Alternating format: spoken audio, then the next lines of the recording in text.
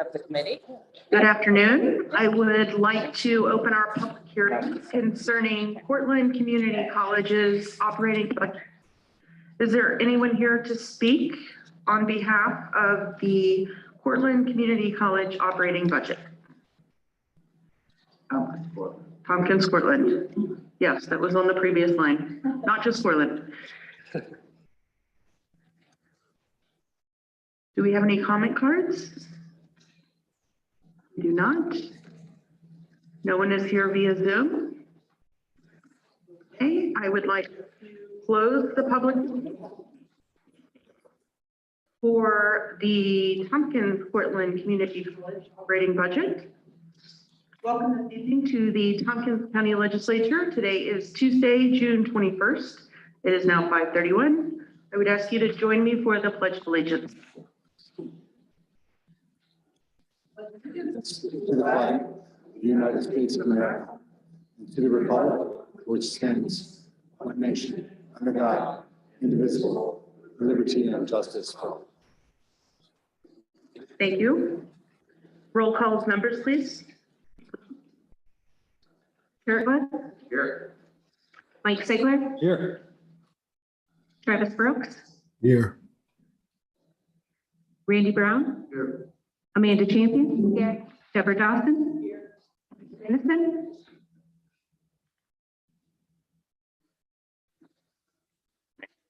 Rich John, Here. Dan Klein, Here. Ann Corman, Present. Here. Greg Mezzi, Here. Veronica, here. Sean White. Here. 13 members present. Thank you very much. We do not have any proclamations, petitions, communications, and notices this evening. We will have an executive session in regards to contract negotiations, a real estate matter, and a personnel matter relating to particular persons. Let's open up the privilege of the floor. I have a notice here from Zach would like to speak. He's not on yet. Okay, we'll go to the other two people that have turned in blue cards first. Stephanie. I have two Stephanies, actually. One has a last name and one does not. I will call the one that does not have a last name first.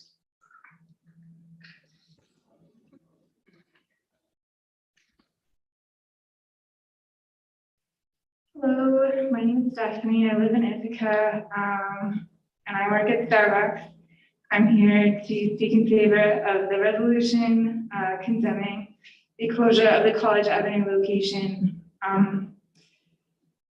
If you haven't been following this very closely, if you haven't been, if you don't personally know Starbucks workers, if you've never tried to unionize your workplace, the company line on this might seem reasonable, but as someone who has been involved in the effort to unionize Starbucks locally since the beginning last year,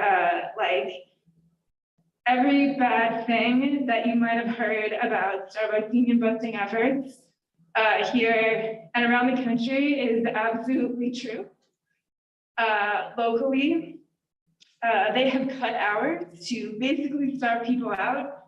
There's been massive turnover because, we already don't make a lot of money. People can't live on, the hours they're giving us. It's not just, the average turnover you see in this kind of workplace. People who have been working for Starbucks for years have been leaving because they just can't deal with it anymore.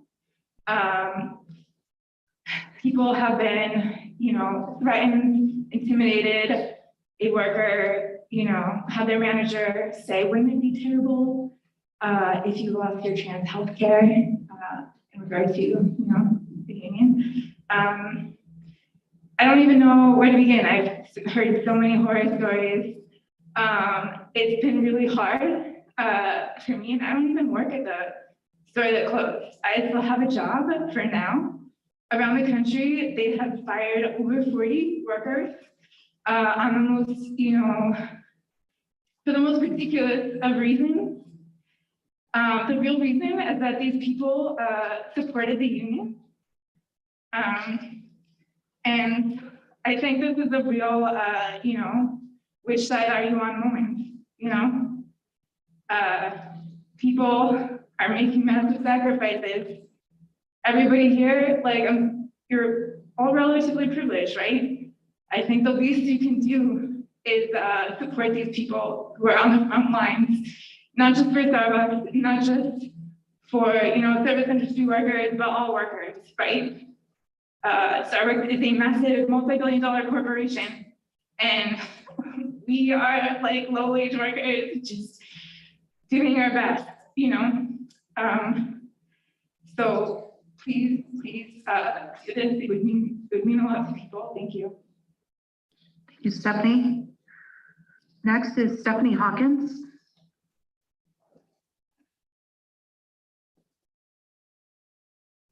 Hi, my name is Stephanie Hawkins. I'm also a Starbucks worker based in Ithaca. I work at the Commons location. We recently had a picket line at our store, and it was very empowering, very much called for. And it's my understanding that in Ithaca, New York, you guys have very liberal values that encourage people from all backgrounds to be empowered. And recently, a very lucrative store in Ithaca has been under attack by union busting, and it is not right. I believe that as Ithaca residents and people that represent Ithaca, you should condemn this issue, because Starbucks is quite literally making an example out of Ithaca by fear mongering and union busting at these stores to prevent us from wanting to further unionize, given our very much justified concerns of doing so, whether that be a very dangerous grease trap leaking into the stores, exploitation of workers, causing us to just accept the fact that we're made to be disposable, and accept the fact that we're made to be disposable in order to justify their very high turnover, because they were quite literally not putting the same amount of value on their low-wage workers as their other corporate workers. And in a sense too, Starbucks, since they've been union busting, but what's going on in Ithaca also represents a much larger issue going on in America. It's being said by many pro-labor lawyers and advocates around the world that this is a very intense time for the labor movement. And I feel as if Ithaca needs to make a stand on whether or not that they support corporate America, making Ithaca into an example out of every other corporation in the country. This is a matter of whether or not you are on the worker side or the billionaire side. And I urge you guys to be on the worker side. Thank you. Thank you, Stephanie. Is Zachary Wynn here? Not him. Okay. Is there anyone else here for privilege of the floor? I see no one else. Let's move on to municipal officials. And then what I would like to do is move up TC3's budget for us to vote on, so that our friends from TC3 don't have to spend their evening with us. They're welcome to if they'd like to, but they can leave and do different things if they choose. So municipal officials, we have Rich DiPaolo here from the town of Ithaca. Hello, Rich. Hello, Shauna. Thank you very much. Thanks, everybody. I'll try to be brief. I just want to update you on what the town of Ithaca has been focusing on. Once again, I'm a board member. I'm also currently serving as the deputy supervisor.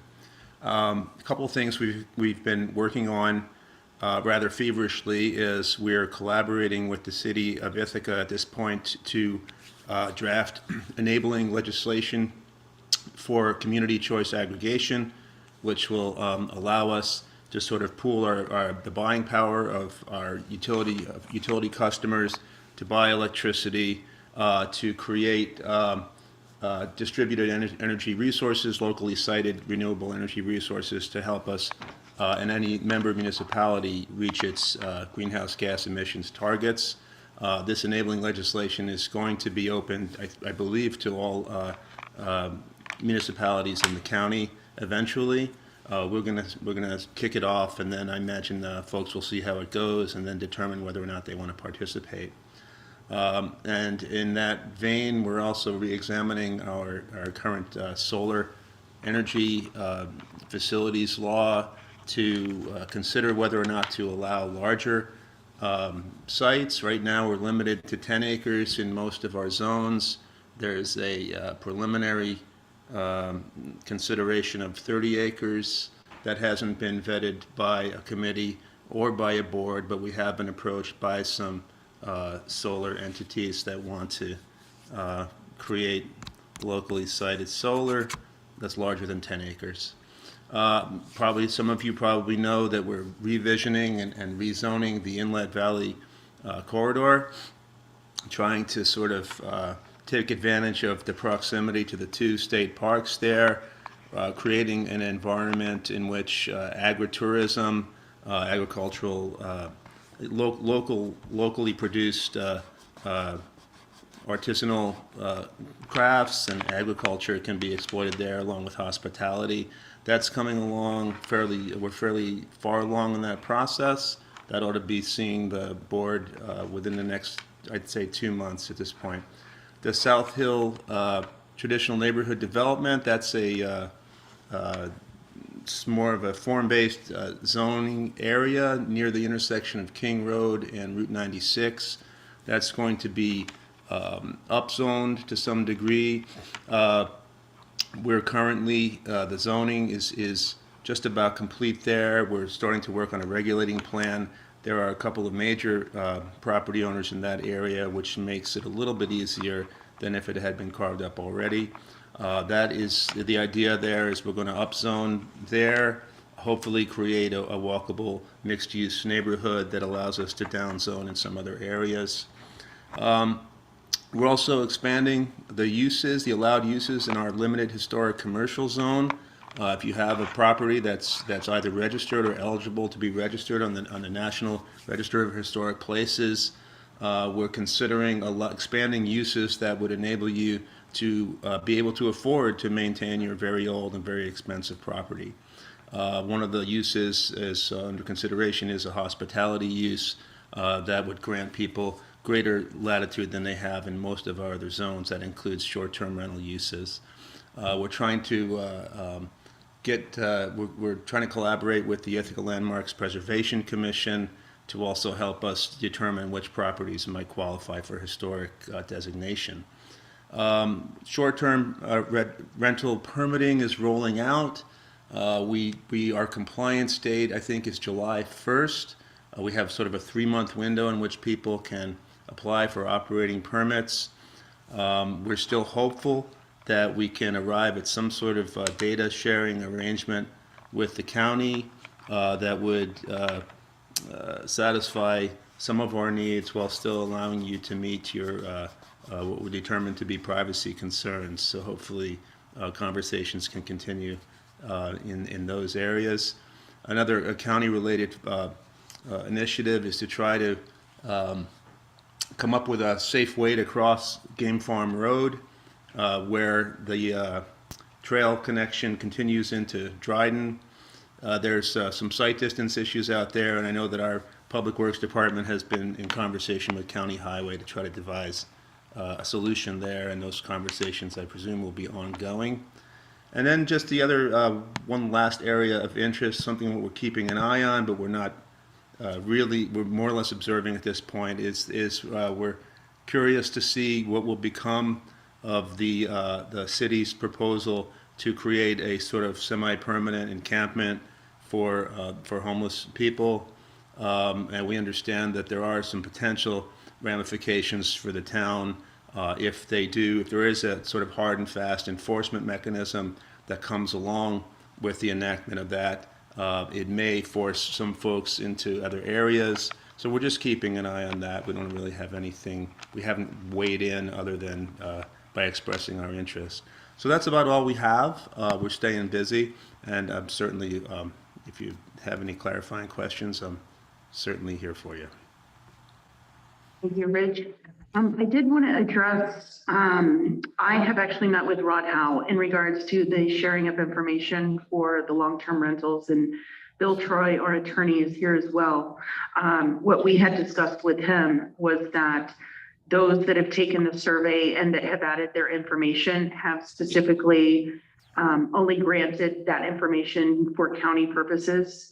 And the firm that we have hired will only grant the county municipality to have that information. It will not allow us to share. So I did share that information with Ron Howe.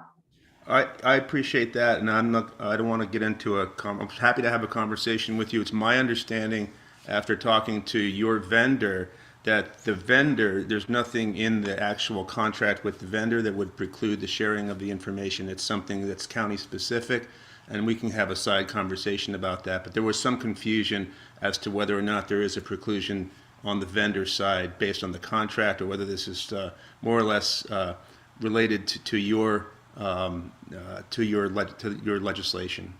And I sort of read that, and there are some privacy concerns. There are some privacy issues raised in the legislation. So anything that we can do to at least put that issue to bed, if there is no opening there, at least we'll put it to bed. Sounds like you're fairly clear on your position there, and we continue to talk to vendors on our side. But it just makes the most sense to try to streamline things and, share data wherever feasible. So.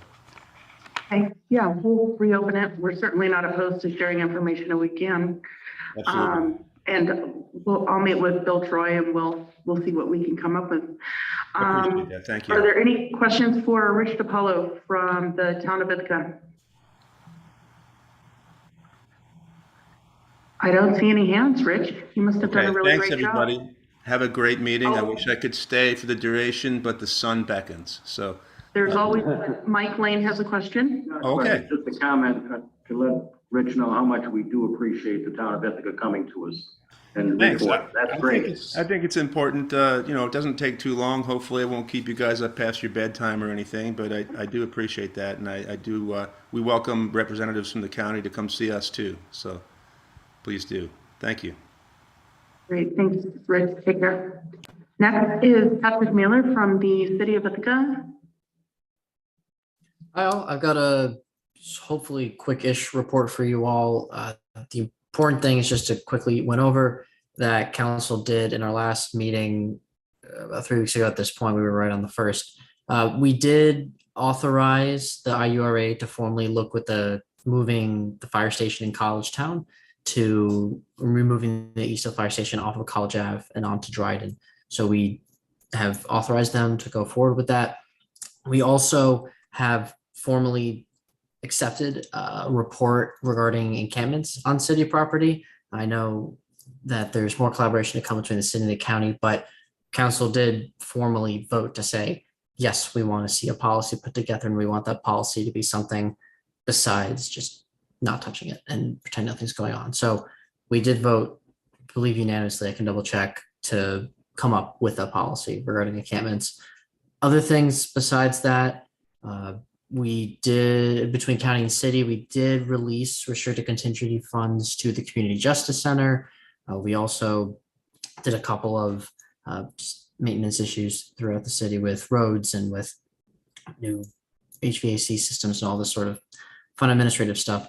The only other thing besides that is we are further discussing the first recommendation for reimagining public safety. So we did have a committee of the whole 2 Mondays ago. That's not yesterday, but the Monday before that, around creating, let me get the exact words for you here, an amendment of city charter to enable the common council to create a commissioner of community safety position. The city administration committee is looking at that tomorrow, and what they recommend we will discuss / vote on in the July council meeting. Planning and economic development had no agenda items other than a quick presentation from our economic department, and city administration tomorrow has a lot of stuff, including the reimagining. So I'm more than happy to answer any questions as always and give you the best answer I can come up with or follow up with you later. Thank you, Patrick. Any questions for the city of Ithaca? Dan Klein? Patrick, thank you for the news about the working on the encampment policy. Hoping to clarify a little bit. So the policy that the city is working on developing would be a encampment policy, camping on public land, and the cabins policy, like all in one. Is that your understanding?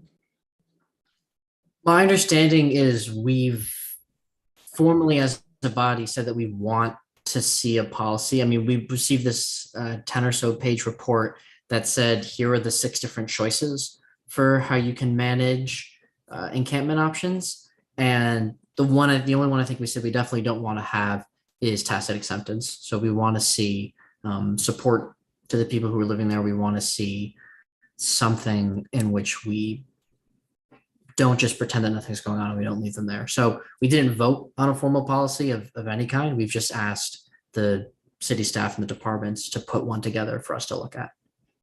Thank you. I'm more than happy to yes, forward you sorry, I didn't mean to cut you off, but I'm more than happy to forward you the 8-page or so, what they sent us saying, these are the choices. Would you like us to do more than just present with you the choices, but present you details for what each of these choices look like? Thank you. Yes, if you don't mind forwarding that, I would like to see it. And then also, do you have any sense yet about a timeline for how this might roll out? I only know that the next step is that we'll evaluate a policy once they've had some time to put it together. So I don't know much about more past that, but I can check in with city staff and ask if they have an idea of when the next step might be. Thank you so much. Of course. Any other questions for Patrick? Greg Muzzy? Hi, Patrick. Thanks again for the update. Sounds like between the city and the town, there's a lot going on. Is the city addressing or having any conversation similar to the conversation we possibly will have tonight around any of the issues that are happening with Starbucks? As you know, most of the issues are in the city. I'd just be curious where the city, or if there has been discussions around those issues with Starbucks. Sure. So I didn't take a look at your guys' exact agenda for today, but I think listening to a public speaker, there is a somewhat similar resolution before the City Administration Committee, which meets tomorrow. Something along the lines of the calling on the corporate departments to put the store back on 402 College Ave.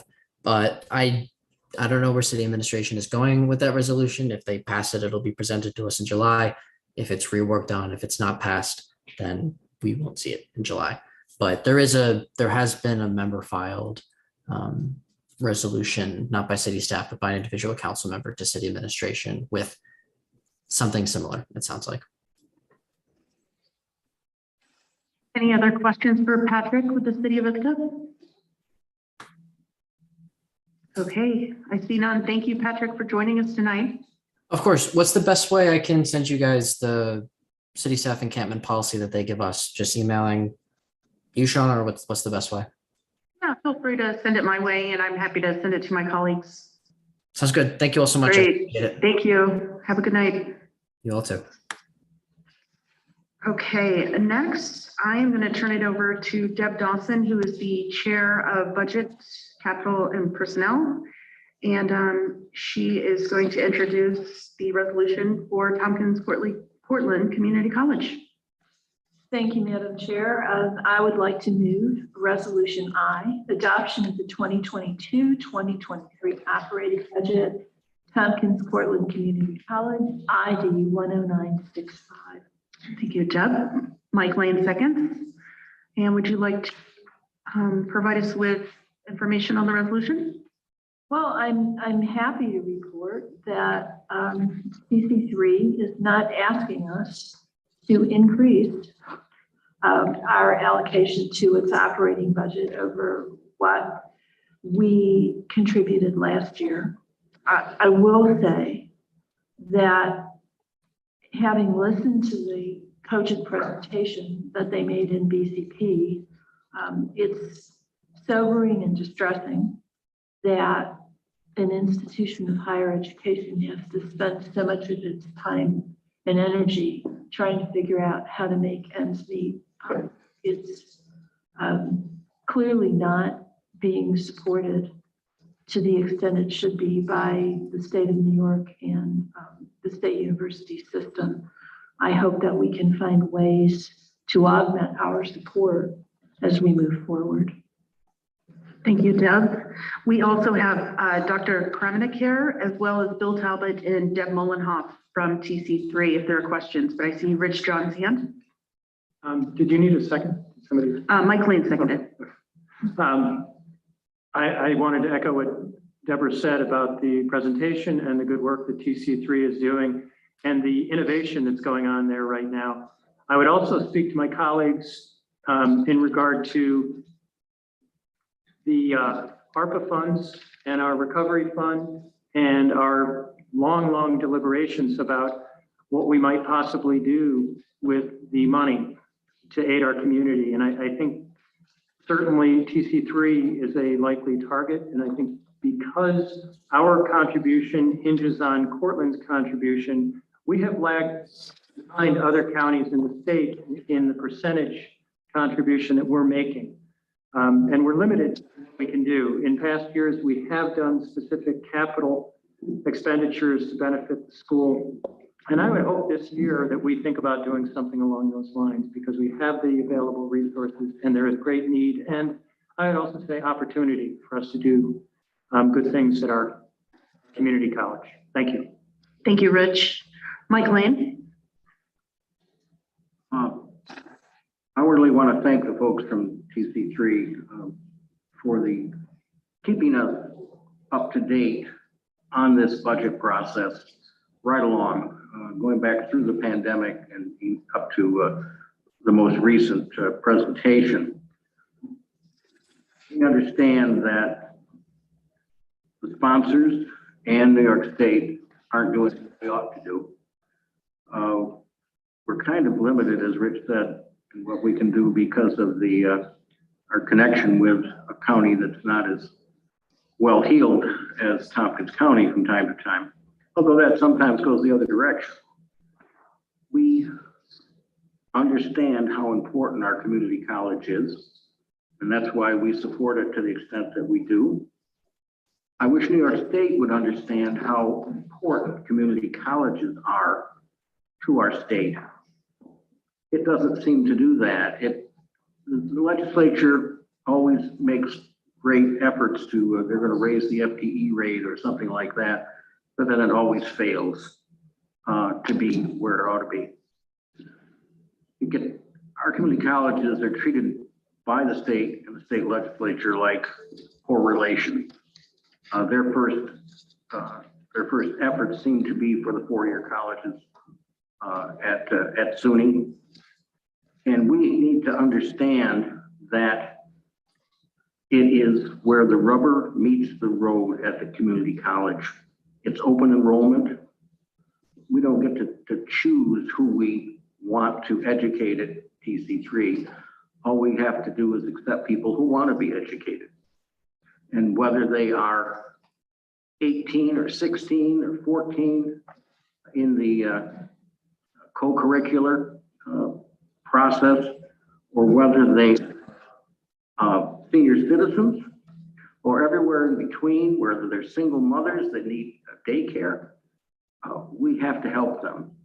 And we have to help the people who need the folks in the workforce that TC3 can help get out there. And TC3 is working on that with a whole bunch of new proposals for programming and curricula that will better fit those who want to increase their knowledge. Thank goodness we have TC3, and I certainly will support the budget tonight. Thank you, Mike. One thing that I've heard in our community has been the feedback from the hiring of Dr. Kremenek, and it's been extremely positive. I've spoken with a few of the faculty that were part of the interview process, and you definitely bring a breath of fresh air to TC3, and I wanted to pass that on. I also would love to commend Deb Mullenhoff and Bill Talbot. Bill's been part of the negotiating team for the college, and he's been very transparent, very honest about that we're entering into, and I think that has very much so been appreciated by all those in the conversation. So I am very excited because this is like the A team, and TC3 is very lucky to have the three of you. So if there are no other questions or comments, oh, I see Henry Grandison's hand up. Yes, I assume it doesn't matter because you're not asking for an increase, but what is Cortland County's position on the budget? I'll let Mr. Talbot answer that one. Bill Talbot is here. It passed the Finance Committee fully, and it will go to the Legislature on Thursday for vote. That's great. Thank you. Thanks. Any other questions, Henry? Nope. Okay. Any other questions or comments from anyone? I see none. Let's do a roll call vote. Lee Shirtliff, Yes. Mike Sigler, Yes. Travis Brooks, Yes. Randy Brown, Yes. Amanda Champion, Yes. Deborah Dawson, Yes. Henry Bradison, Yes. Rich John, Yes. Dan Klein, Yes. Ann Corman, Yes. Mike Lane, Yes. Yes. Veronica Pillar, Yes. Shauna Black. Yes. 14 ayes, 0 noes. That passes. Congratulations. We look forward to some.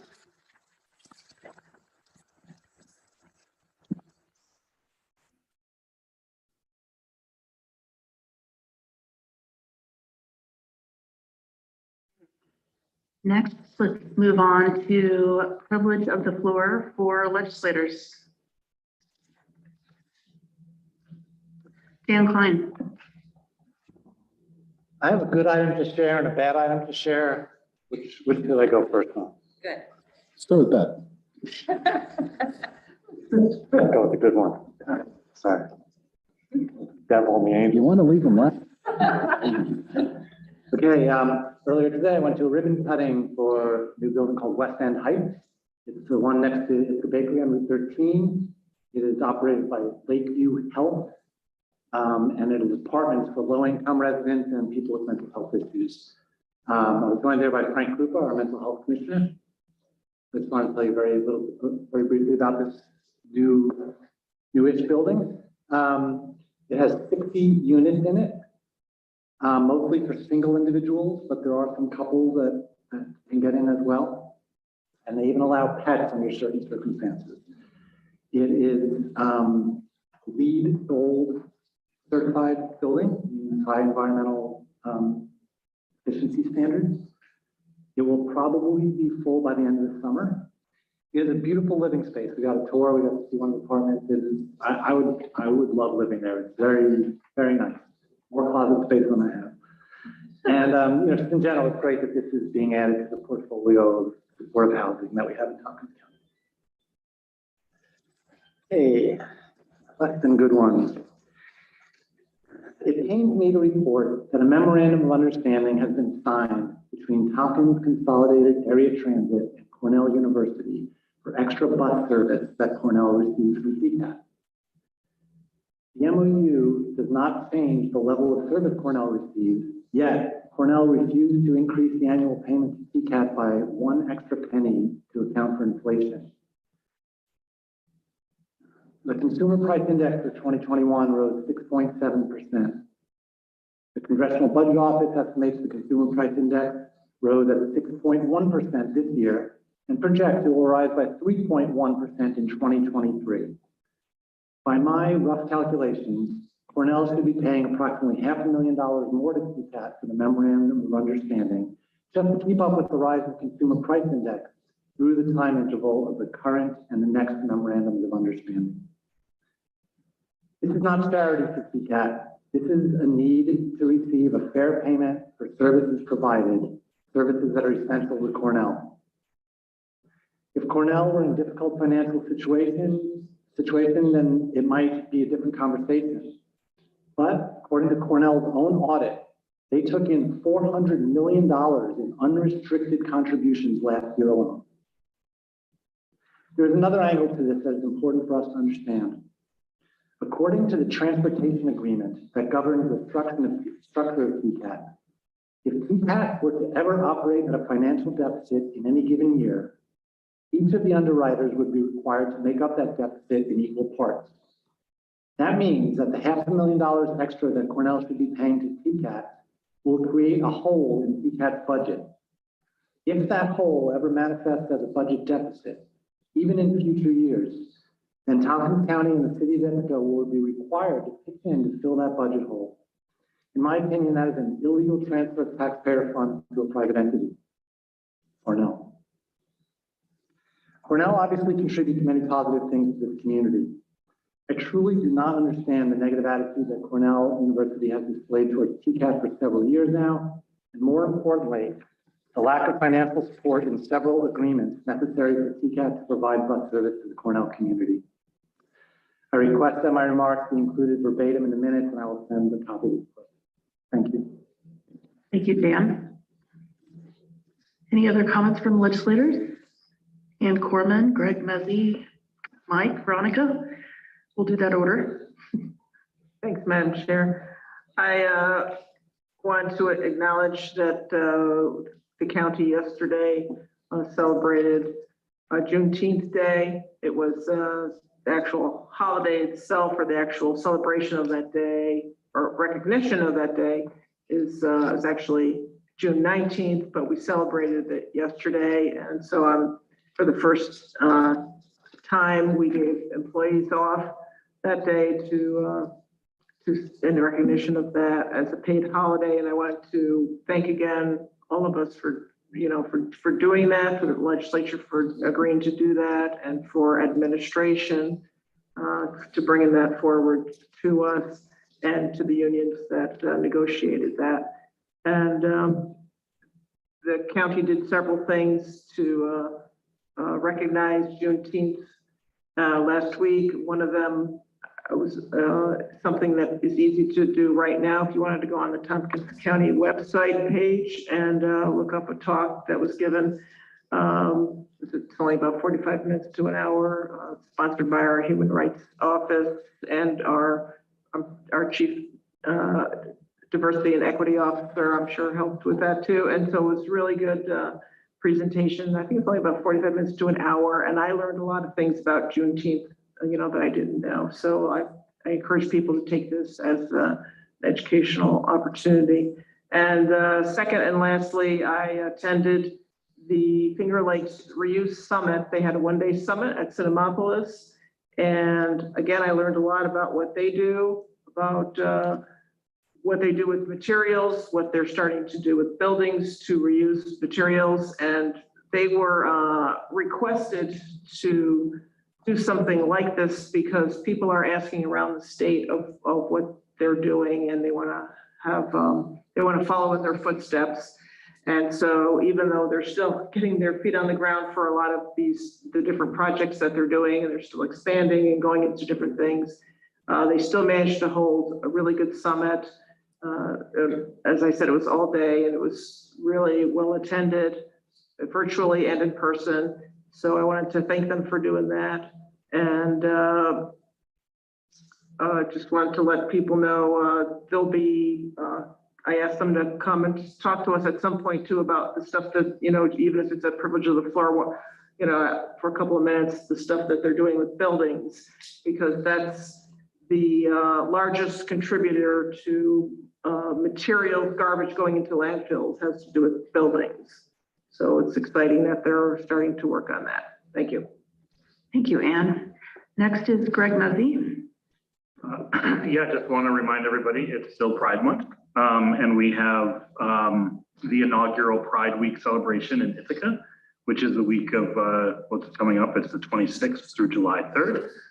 So there's some exciting events. Check that out, Downtown Ithaca website for more detail. But I think it's important to remember that we do live in an inclusive community, and we live in a relatively accepting and open community. It's not the same for the many other Americans who don't live in an inclusive community. So again, as I said last meeting, I think this is a great time, as is every time, to have great open dialogue and ask questions of each other and try to understand each other a little bit more. And hopefully you might learn something during Pride Week. So take advantage of all the events that are available. Thank you, Greg. Mike Lane and Veronica. Today's the solstice, first day of summer. Now, if we were in England at Stonehenge, there'd be a big celebration because it's the solstice. But we're not. But we've got a lot to celebrate right here. What a day it's been today. What a great location. How fortunate we are to live in central New York in this area. Ithaca is gorgeous. There's no question about it. So is the rest of Tompkins County. the best thing about living here is knowing that we have wonderful people, hardworking people, smart people who try very, very hard to make our community unique, and they do. Having said that, nice thing, I just wanted to ask Dan on your report.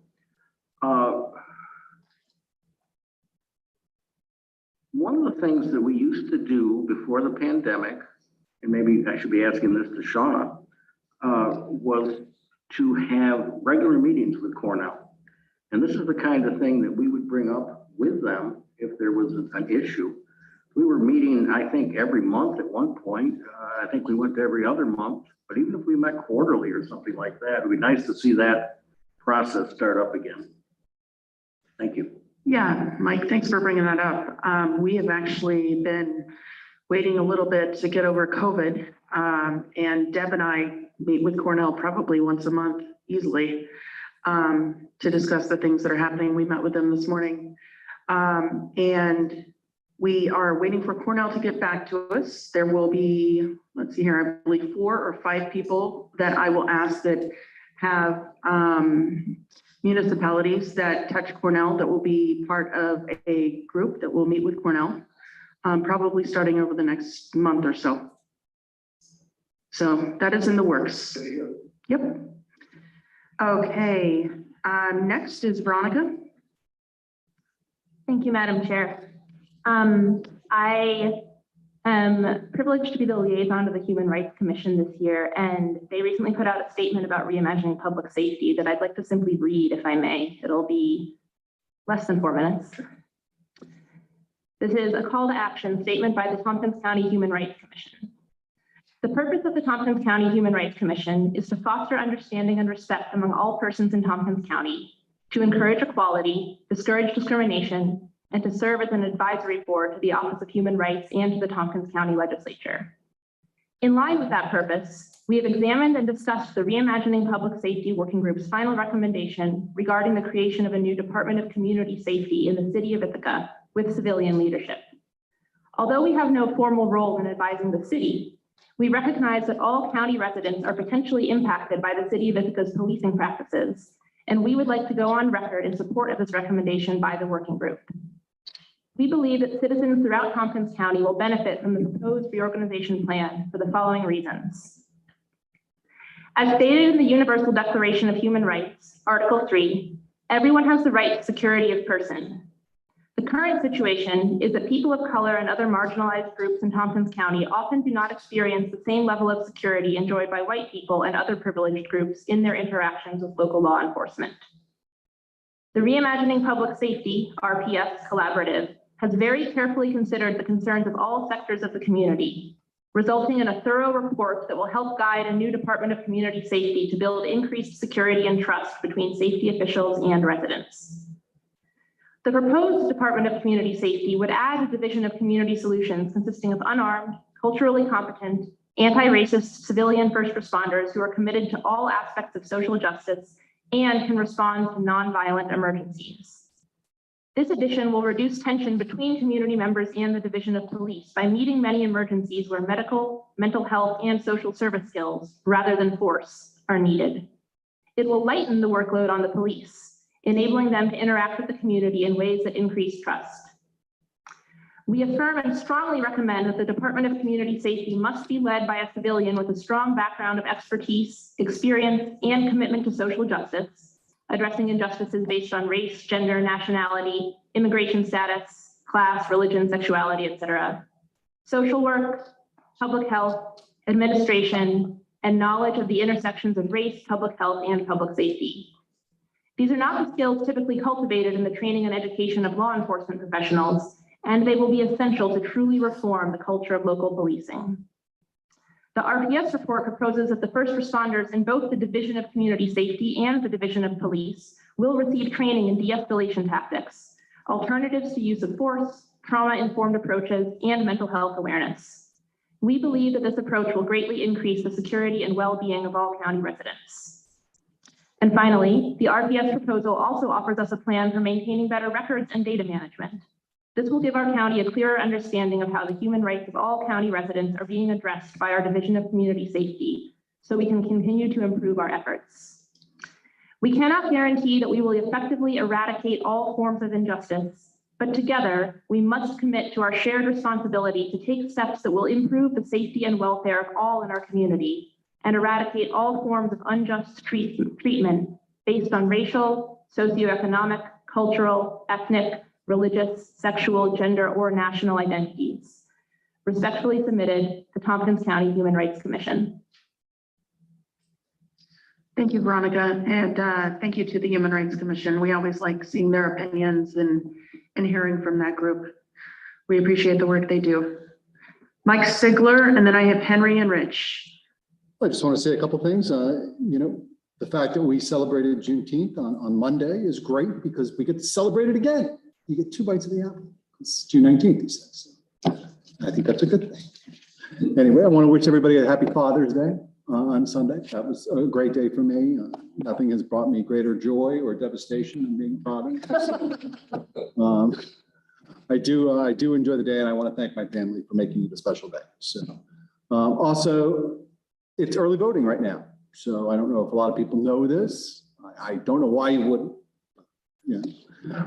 So the primary for both Democratic gubernatorial and the Republican gubernatorial is the 28th. So Tuesday, but you can go vote right now. So get away from your television watching us. No, I do this. But yes, you can go vote, early vote, and please do that. If you want your voice heard, that is the best way to do that. I want to take a note. I wasn't going to say anything on this because I didn't know about it, but the Human Rights Commission, I appreciate the work they did on that. I would suggest that perhaps they don't know the training, a lot of the training that the Ithaca Police Department does get.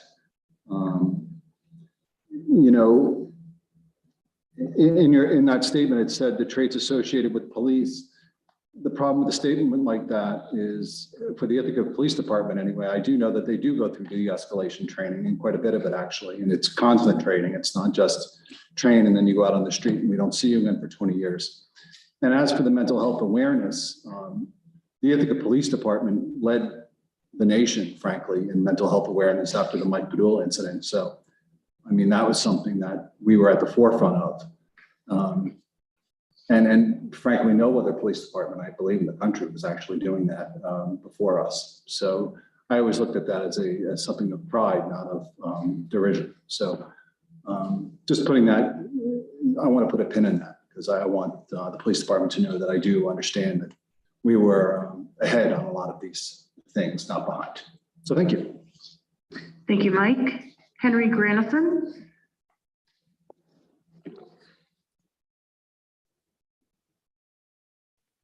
Yes, I have some, as Dan would say, bad news.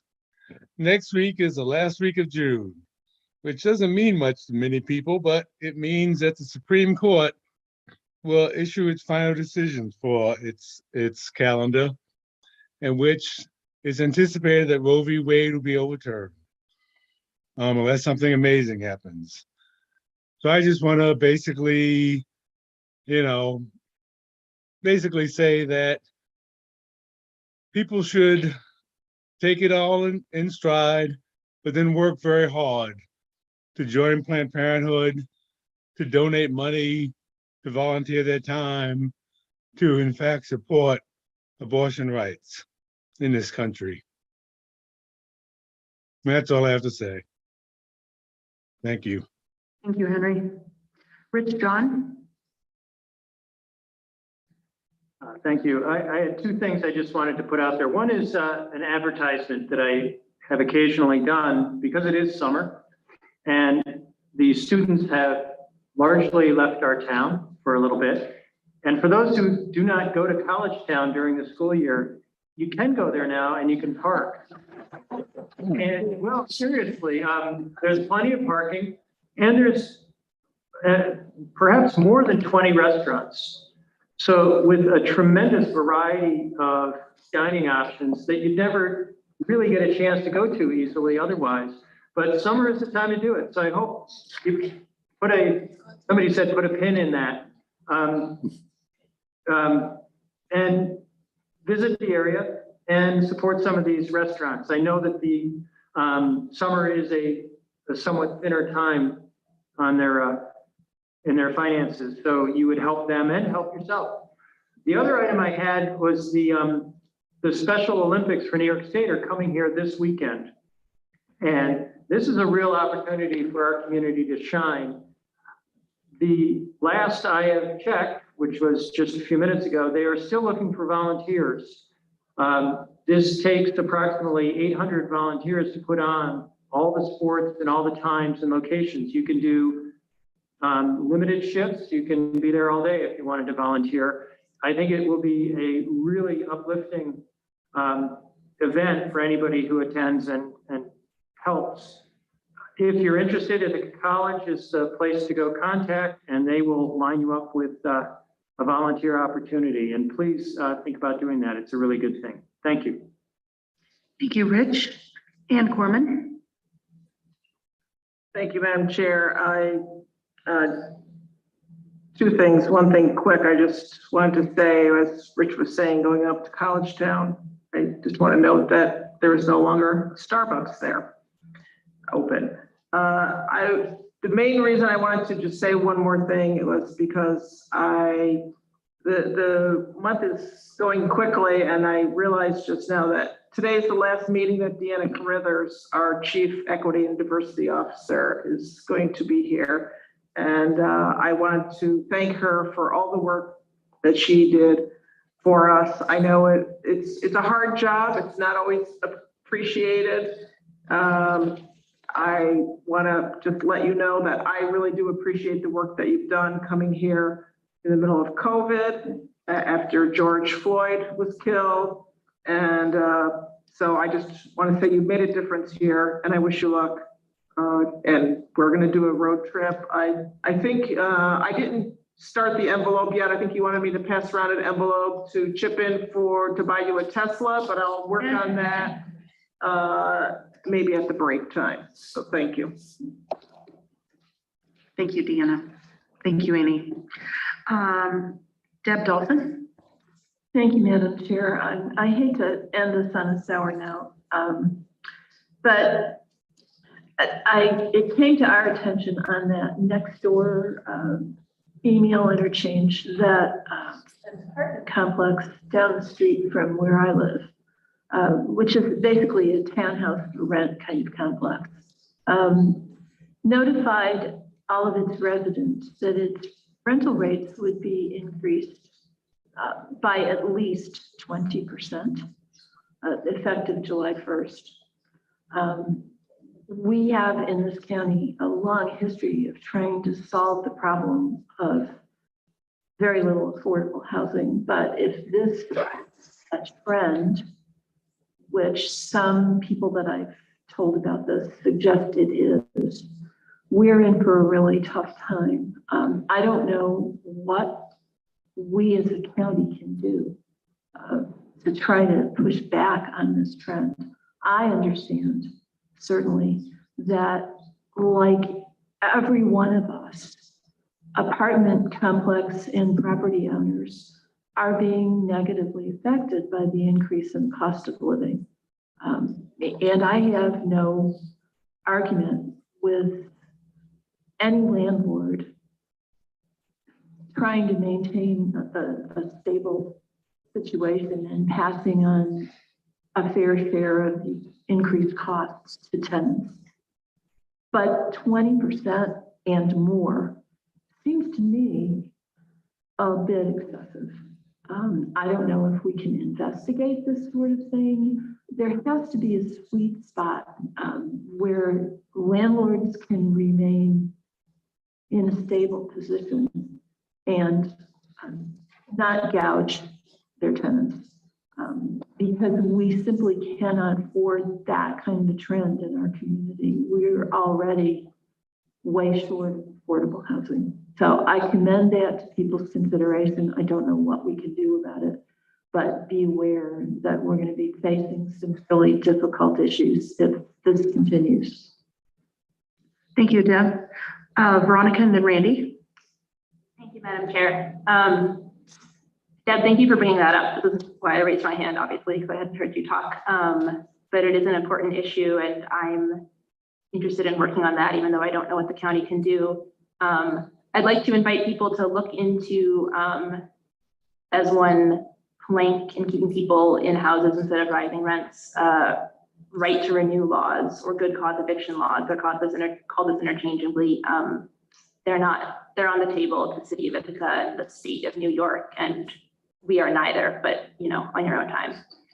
I actually just wanted to also appreciate Deanna and say I'm really sad you'll be leaving. Really grateful for the work that you have put into the county the time you've been here. I know I've only been at the county for half a year, but I've worked with Deanna a little bit even before that. And so, you were one of the first people who brought me into county-wide diversity, equity work. And I'm, just thank you. I'll miss you. And I hope that we can manage to not leave a gap, but build further on what you've started here and the foundations and shifts in thinking that you've brought to this organization. Thank you. Thank you, Veronica. Randy and then Greg. Yes, thank you. I want to talk about Special Olympics. Rich, thanks for sending your email. I did sign up. It's a fairly easy process. One of the things they're looking for the most for is opening ceremonies. You have to be in the stand. So for 250 people for that, it's an easy sign up. I haven't been to a Special Olympics in 20 years or more. So I'm looking forward to that. So, great. Is it parking?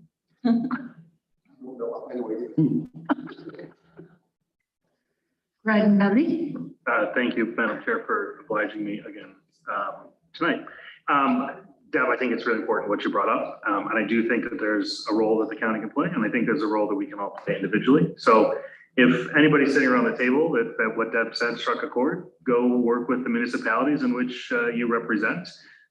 Encourage them to take a look at things like zoning and infrastructure and how they can encourage supply. Because as we have more supply, there's more opportunity. I mean, I think many college town landlords, which again is not my district, but I know a few people in college town, and it's the first time many of them had vacancy, right? And you see that because there's quite a bit of supply. So when there's more supply, hopefully there's a softening of price. And I think in some of our rural communities or some of our adjacent to Ithaca communities, there's opportunity for growth. And I think we have a role as individuals to represent that. I think Veronica makes a great point about landlord-tenant relationships, right, which we can continue to support and strengthen. But I think also too at the county level, we have opportunity to look at infrastructure. And I know there's a lot of conversation about intermunicipal agreements and sort of some shared service type things and all of the fun stuff that we've been drinking from the fire hose for the last 6 months. So if I said something that wasn't entirely accurate, I know that there's work on the back end at the county planning side to take a look at what those may be. But again, I do think that there's something we can do. I think we have to get out of our seats and we have to go and we have to talk with people in our community, and we have to talk with our neighbors who are anti-growth or anti-change in the community. And I think we need to help navigate what that change might look like and help shape what that change is. So I think there's a lot we can do. And I think the first thing would be getting up from behind our desks and starting to have those conversations with those in our municipalities in which we represent, or ones you don't, where you think there's a good opportunity, but you think benefits the county. I'm not saying that I don't think people are not doing that. I think we could be doing more of that. So I do think, Deb, that there's a way that we can make a difference. It's crazy to hear that type of increase is getting passed on, and cost increases are real across the board for all people at all levels. And I know it affects people differently, but I think we have a supply, and I think because of our infrastructure or lack thereof, that's one of the reasons we have a major supply issue. And I also think we have a general sentiment in many corners of our community that we like it kind of the way it is, and we don't want to see density, or we don't want to see growth, or we don't want to see change. So I think we've got a lot of work to do to help steer that ship, and I think we can play a part. So thank you for bringing that up. Thank you, Greg. Lee Sherlin.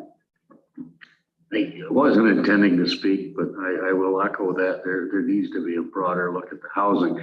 And when you point to the situation that you did, Deborah, and Greg, some of what you've mentioned, one of the results of the rising rent in the situation in the center part of the county has the effect of moving people or causing people to move a distance, and lower rental prices are out in my district. Not a bad thing, but one concern that I hear repeatedly from the boards that I work with is that many of the people that are forced to move to the lower income housing are at least able to find transportation. And one of the situations that we have in my community is we don't have a grocery store. Imagine that, a town of 6,000 people, once a thriving area of commerce, has no grocery store, $2 stores and convenience stores. We have no pharmacy. We have no government services beyond the small amounts that are provided by the town and village government. And consequently, we don't have support mechanisms for mental health and other situations. And it's a very much a difficulty in being able to provide for the disadvantaged residents that unfortunately have to come that distance in order to be able to afford sustainability on their own. So I do welcome the conversation, Deborah, and I hope that we can look more broadly at where housing should be developed, and that we can provide the community support services that our citizens, our constituents need, because we're not able to provide that level of support out in the rural areas. And consequently, it makes for a difficult existence for many. Thank you. Thank you, Lee. I just want to check in with Dominic. Do we need to take a break and reboot? Yes, would be excellent, please, and thanks. Okay, why don't we take a 5-minute break? For some reason, our tech, we're having some issues. So we will reconvene in 5 minutes.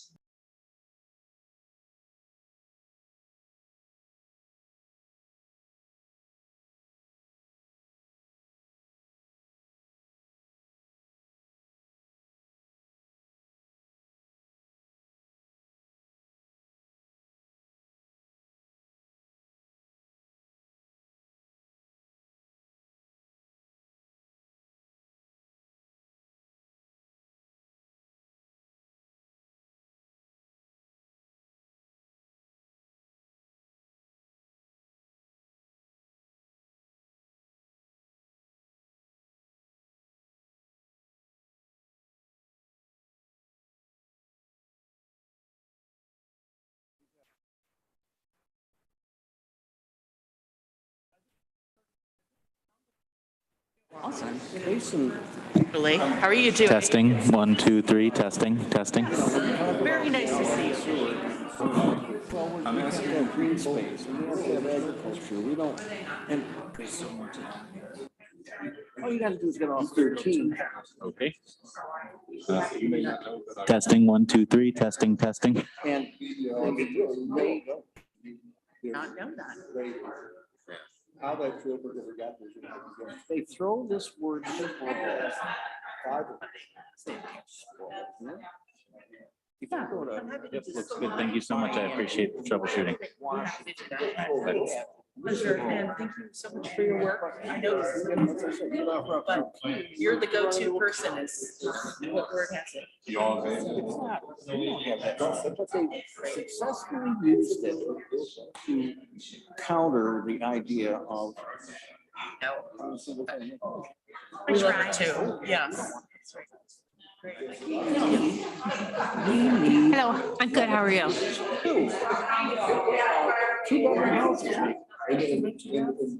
Hey, folks in the legislature room, can you guys hear me? That's right. That's right. They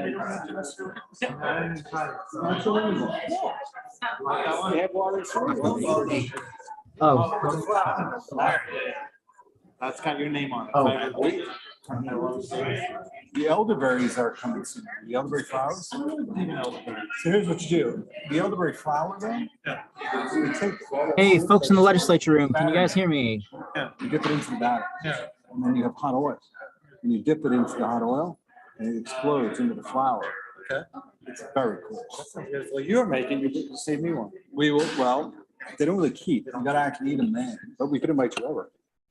Maybe I'll do that. Hey, Sarah folks makes in them. the I don't make it. legislature room, can you guys hear me? We do a ribeye pretty good.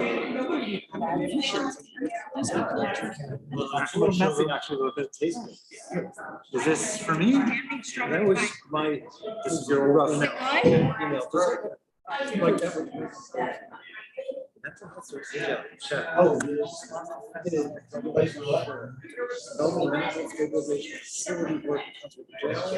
All the years. I had a preliminary conversation with Frank Cooper. He said, tough. There's a grant that they put in, but it would be for something, I think, up at the hospital. But it might be possible to do is secure an area that we can send stuff up with somebody. It might still be a lot cheaper than sending them to a state network. And worse. I have a funny story. Can anyone down in the legislature? Yes, I'm driving down the road. You might say, I'm listening to the radio. And on the radio, it says, hey, County Legislator Mike Ziegler is calling for a mental hospital to be built in Tompkins. I'm like, oh, kind of true. It wasn't quite that forceful. It was more of a, hey, we should look into doing it. Yes, and I'm on. All right, so the radio told me to. Well, Hey, folks in the legislature room, can anybody hear me? it's not a bad idea. Well, and then it's this. I told Rich I would probably throw money. That was the way we wanted to go. Like I have no illusion that it isn't expensive. Right. But it's something that I can actually sell. You got a mental health crisis. I don't know what's it's pretty bad. More than I've seen. There's people that can't deal with stuff. I agree. I don't, everyone's falling apart. You know, Yeah. Vernacular, whatever. Yeah. Well, like even kids, like teenage kids and stuff. I don't know. Because you know, it's almost like they didn't get to fail when they were little failures. And now they run into it was nice, because they used to fail us the whole time. We grew up in a different world. Yeah. Running streets. Yeah, but there's like any challenge. Like, I remember 8-12. It was 30-foot high dive.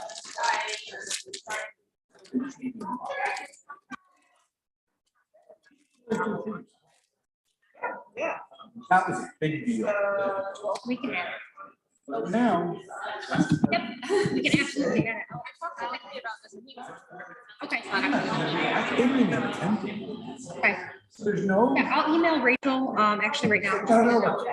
Or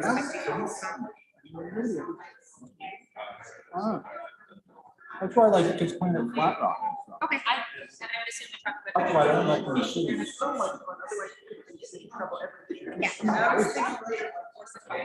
Yes. You're welcome. I agree with your sentiment. I just don't know the answer. I don't know any. It's kind of like when people say, well, we spend money on the police to be able to go to restaurants. Yeah, that's what we do. Oh, God. People get themselves in weird situations. I like that worked pretty well for you. That's pretty good. It was a good buy.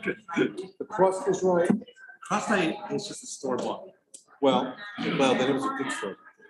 But it wasn't too sugary. I don't like. Yes, thank you. I try to, I feel like any normal restaurant, just kind of maybe like 20% sugar and nobody even notices much better. I agree with that. Yeah. So when I was a teenager and I went to Sweden. And I noticed. Upstairs. Something with.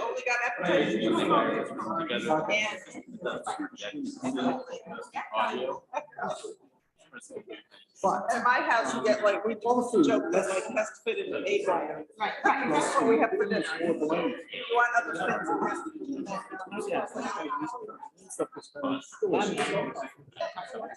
things? Testing 1, 2. Test. Just recently. Anyone down in the legislature here? On call. Right, 1:30 to 3:30 tomorrow. For conference room. Check 1, 2, 3. Now we know where they Oh, yeah. Check 1, 2, 3. This is being Rob, I think the audio is going on to YouTube, although we're paused, FYI. research we have done. That's a little pushy. And if you're speaking into the mic up there, Rob, no one down here can hear you. okay. We're working on it. If we don't know in a few more minutes, we will probably just go back to the way it was. The pregnant lady. It's the crust. Eating for 2.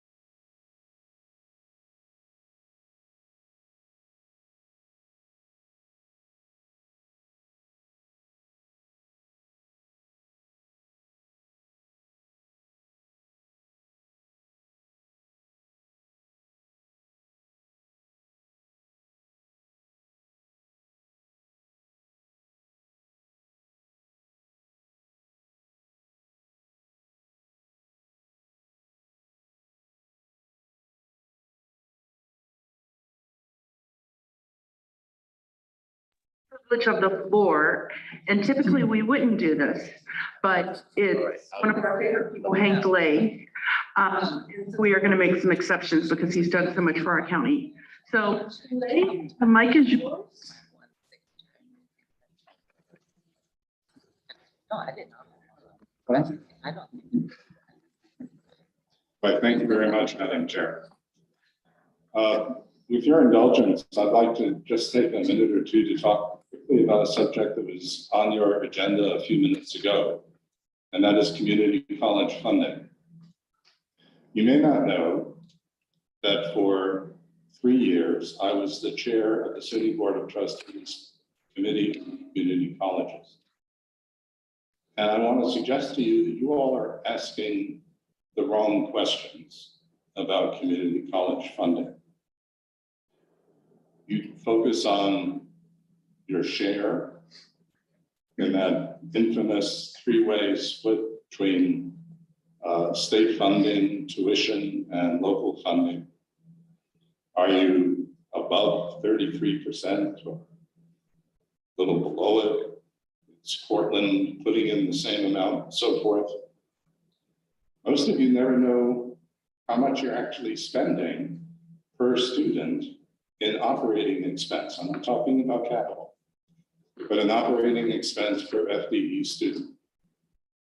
More significantly, I found in my years with the SUNY board, most local government officials have no idea about the amount that they're spending for community college support in comparison to what is being spent for the first 2 years, let's say at SUNY Portland. Usually, you're spending about half what is spent for the first 2 years of education at the SUNY 4-year state-operated campuses. Back in 2016, when I left the board, that meant that TC3 was spending about $11,000 to $12,000 per FTE student in operating support. SUNY Portland was spending about $24,000 per student in operating expense.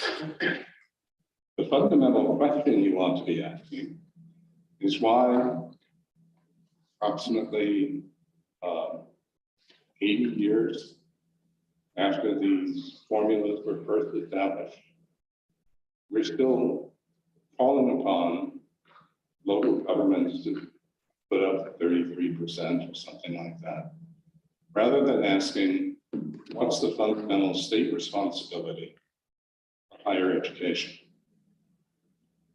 And shouldn't the state be putting in roughly the same amount per student for undergraduate education across the system? The current formula that you're struggling with needs radical alteration.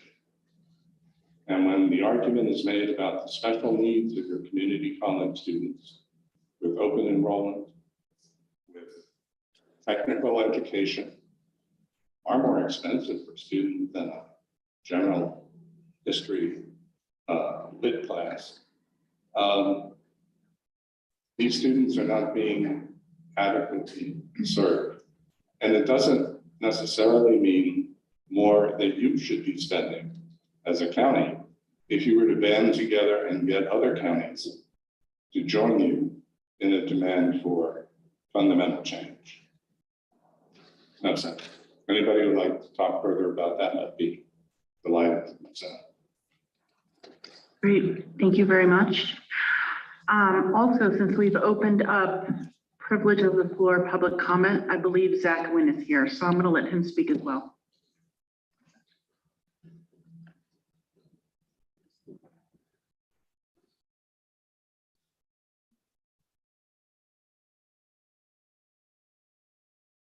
Good evening. Can you hear me? Yeah. My name is Zachary Wynn. I live in Ithaca, New York. The conversations about TCAT and also the rising rents share a connection, and that is Cornell University. The 20% increase could easily be explained by the fact that that is what real inflation is at approximately right now, between 16 and 20%. So naturally, landlords and other services are going to have to factor in the increase in cost. I would encourage members of the legislature to look into a gentleman from Rhode Island. He is a representative in their legislature who is moving forward bills designed to tax, to compel educational institutions to not only pay property tax, but to also tax their endowments. Cornell's endowment went from about $7 to $10 billion recently until the crash. So I would encourage the legislature to consider, instead of talking with Cornell, move forward with a plan to take the money that is rightfully the county's and use that to provide basic services. I'd also like to get some sort of assurance from county law enforcement that if, God forbid, something like what happened in Texas happens up here in Tompkins County, there won't be a bunch of officers standing around in a hallway while children get shot in the face. So with that said, I yield the remainder of my time, and thank you very much. Thank you, Zach. Next up, I do have a very short chair's report. First off, American Airlines has announced that they'll be suspending service to Philadelphia from our airport this fall. This is due to a pilot shortage, and we all know that we have a strong local economy and vibrant airport.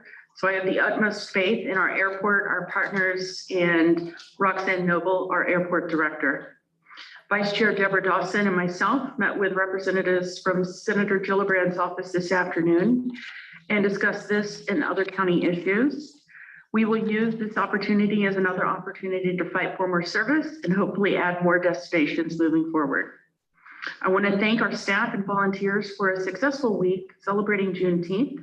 The virtual programming and the Black-owned Business Expo were an absolute success. The county expressed its values by recognizing Juneteenth as a paid holiday this year, and I'm sure our employees enjoyed the time off with their families. Today, Ithaca Mayor Laura Lewis and I informed the Center for Policing Equity that we are no longer going to be working with their organization on reimagining public safety. We continue to collaborate with the city, and we have built significant capacity since this work began, including the Community Justice Center. We thank CPE for their work and their staff efforts and contributions. I feel very strongly now that we have our feet under us. Having a homegrown process for reimagining will be the best as we move forward. A press release on this topic will be going out this evening, and Mayor Lewis will be sharing the same information with Ithaca's Common Council.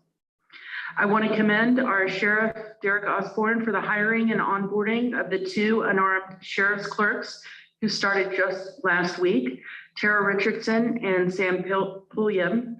They will be carrying out the work in the Sheriff's Office unarmed pilot program plan. And I'm excited to hear about the program as their work begins. I'm also happy to say that this morning we reported 0 COVID hospitalizations. It's been a very long time since we've seen that number. So we're definitely moving in the right direction. The mask advisory was lifted recently, and I know that our staff will remain vigilant in case the situation changes. Lastly, congratulations to all of our recent high school graduates. We all wish you the best in your future endeavors, and we hope that you will remember the place that you have called home. So thank you all. And next on our agenda, we have our special topical presentation and discussion. We have about 10 to 15 minutes for the presentation that's been allocated for redistricting commission presentation and discussion. And we have Marshall Lynch and Hank DeLay, who are and Greg Potter from RIT that have been part of the redistricting commission. And I just want to thank all of you for your hard work. We've seen the reports, we've seen the maps, and you provided so much information over the many, many months. So thank you so much for your commitment. Would the 3 of you like to come to the table? I think we have seats. You're welcome to sit down and start your presentation for us.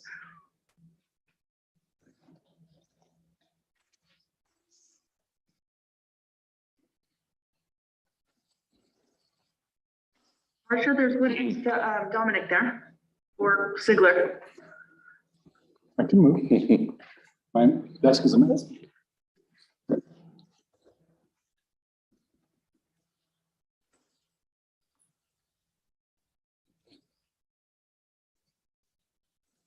Oh, thank you very much, Madam Chair. Let me begin by thanking you. And my first appreciation is to all of you appointing a commission of members who were hard workers, were dedicated to the task, showed up regularly, and it was a pleasure working with all of them. Secondly, I'd like to thank the county staff who supported us throughout these last 6 months. To Greg Potter, our terrific staff director, is supported by Svetla Borovska, his colleague in crime at Information Technologies. To your deputy clerk, Brittany Greep, who produced minutes and administrative materials for us constantly.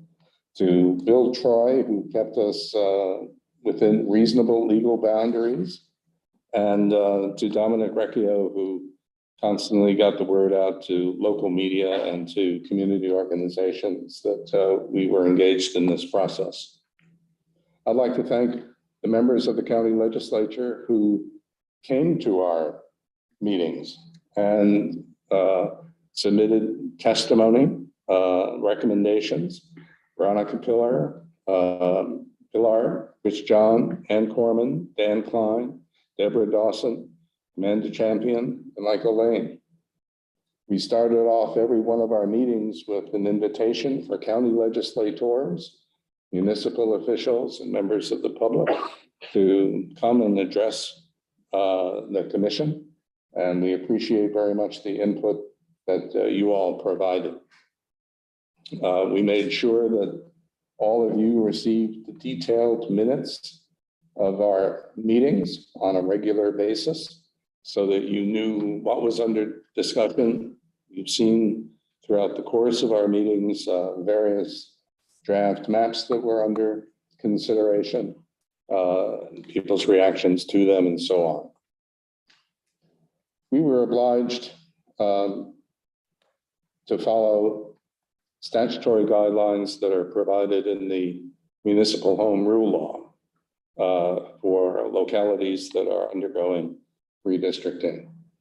At our very first meeting, County Attorney Bill Troy informed us that Chapter 516 of the laws of 2021 had tightened the requirements that we were to follow when it came to the definition of equal population across several legislative districts, reducing the permissible deviation from 10% to 5%.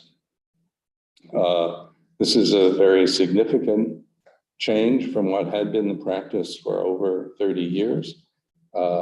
It complicated our work to some degree, but it is the first and foremost requirement in the New York state law that has to be followed.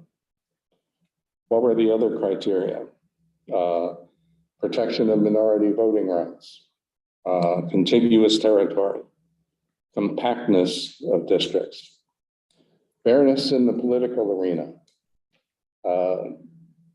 I should emphasize that at no time throughout the work of the Independent Redistricting Commission was there any discussion of party affiliation of persons in any particular district. We at no time looked to see what the addresses were of members of the county legislature, past and present. No effort was made vis-a-vis either incumbents or non-incumbents to favor them. We most certainly look to communities of interest. The state statute, among other things, requires that unless population statistics required it, the villages, for instance, be kept intact. We tried to see that town lines were followed wherever that was feasible. We listened to many of you as you talked about particular concerns in your testimony to us. And I want to emphasize that there were no sidebar discussions, no private conversations. We invited you to come and speak to the commission in public. You did so, and you did that very well. And lastly, we work closely with the Board of Elections of Tompkins County, because election administration efficiency is also one of the criteria set forth in the statute. Public input was important to us. We began the process with 4 open hearings. The first one for towns and villages on the west side of Cayuga Lake.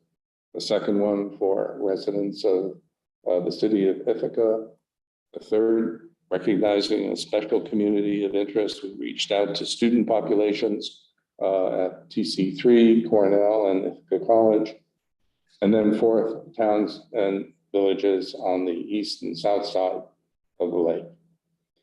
Last but certainly not least, after we had come to a preliminary conclusion on a draft plan, we held a special public input session after publishing the draft map and soliciting public input, and we received that. So we've tried to make this process as widely open and available as possible. We recognize that pursuant to the county charter, we have the flexibility to identify the size of a county legislature as ranging from 11 to 19 members, that you have 14 members at the moment. We have looked at alternative maps for several different sizes of a county legislature before settling on the recommendation for 16. We recognize that questions have been raised as to the use of an even number of members of the county legislature and whether that presented a fundamental problem. We discussed that at some length and finally decided that all other factors, especially communities of interest, following town lines, et cetera, being considered, 16 turned out to be the best alternative. We noted that while there had been one instance, at least that we were aware of, perhaps there were more, but we were aware of one instance where you had a stalemate for some period of time as a result of the even split among the members of the legislature.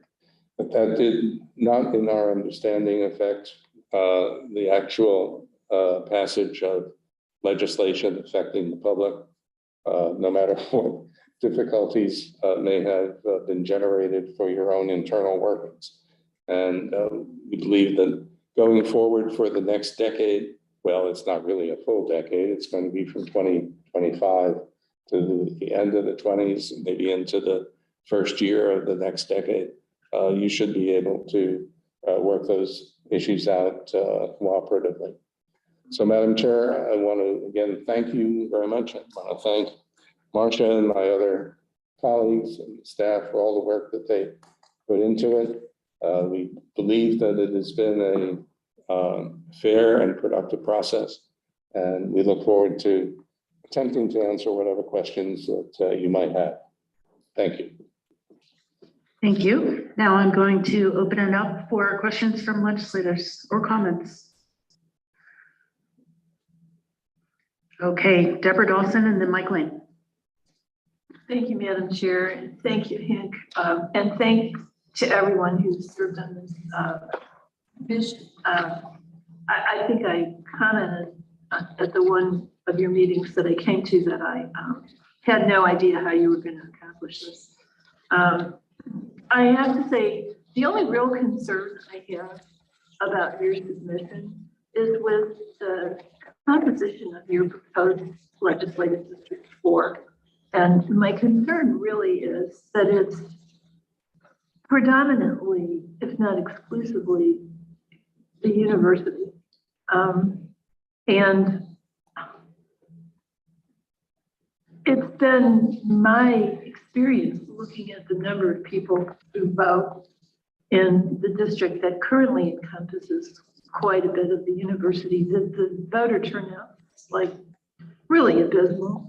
I'm also concerned that if somebody who wants to represent their district is a student, they may not be here for 4 years that our terms require. And I just wondered if that those were concerns that it was permissible for you all to consider. Oh, it certainly was an issue that we did consider. In fact, this was the subject that we raised with the Association of Counties special seminar that they held, and we on the statewide Zoom brought up the subject of student populations and low voter turnout and so forth. And it was a very clear legal direction to us that low voter turnout is an issue for local boards of elections to consider in identifying polling places, but it is not a subject that is legitimately considered for representation purposes. We were advised that for all practical purposes, we should forget about whether they are students above the age of 18 and think of them as if they were all students in high school and elementary school, and that we would have to consider them as individual persons for representation purposes.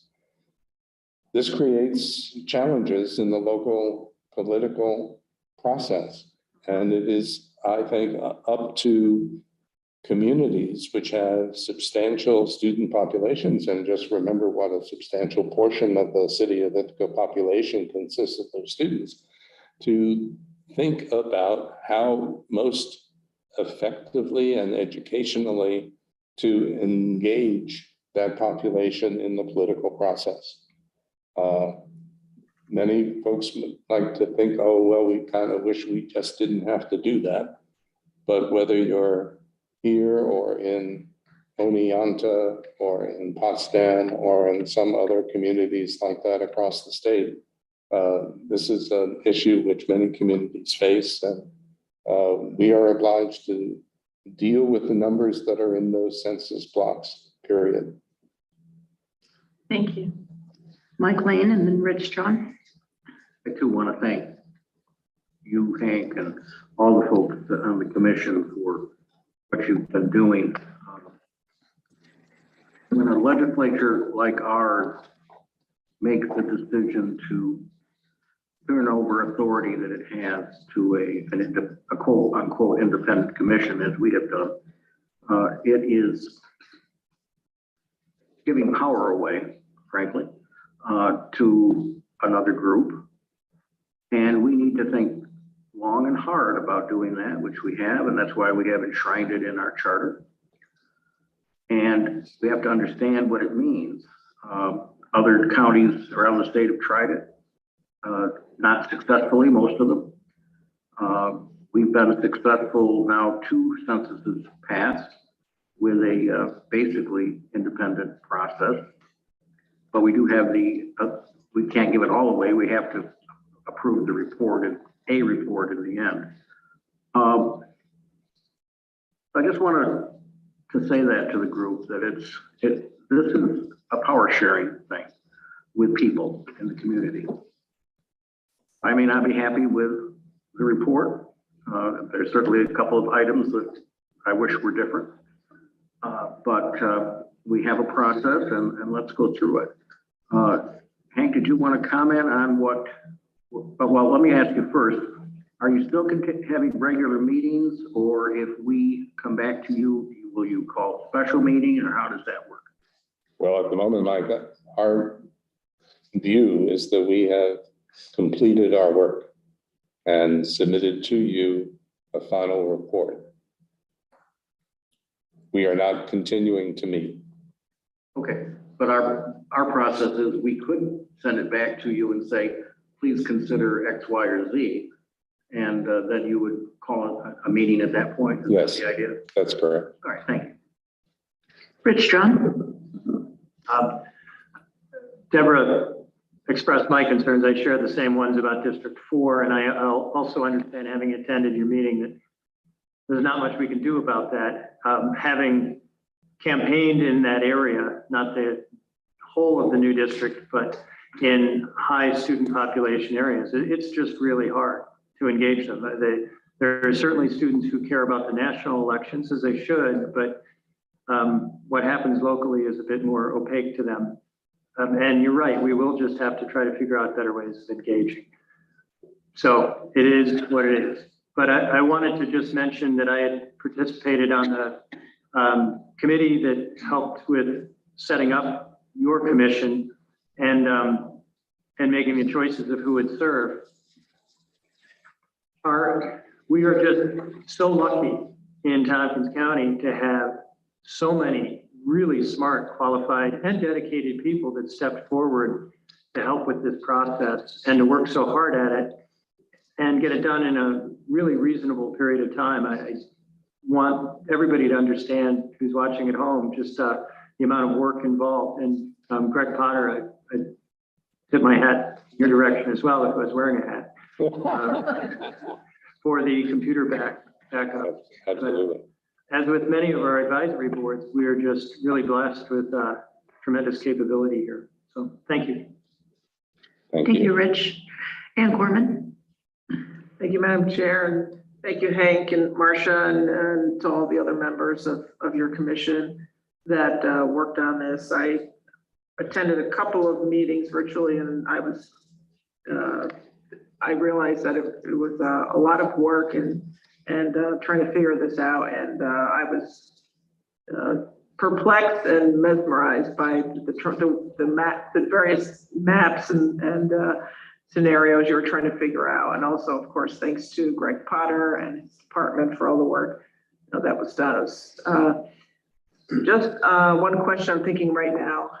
How so I missed this meeting. I'm sure you talked about it, like for the city wards, how closely or what considerations were made in drawing out the districts for the legislature for the city? Thank you. We work very closely with the City of Ithaca Redistricting Working Group, which I also happen to chair.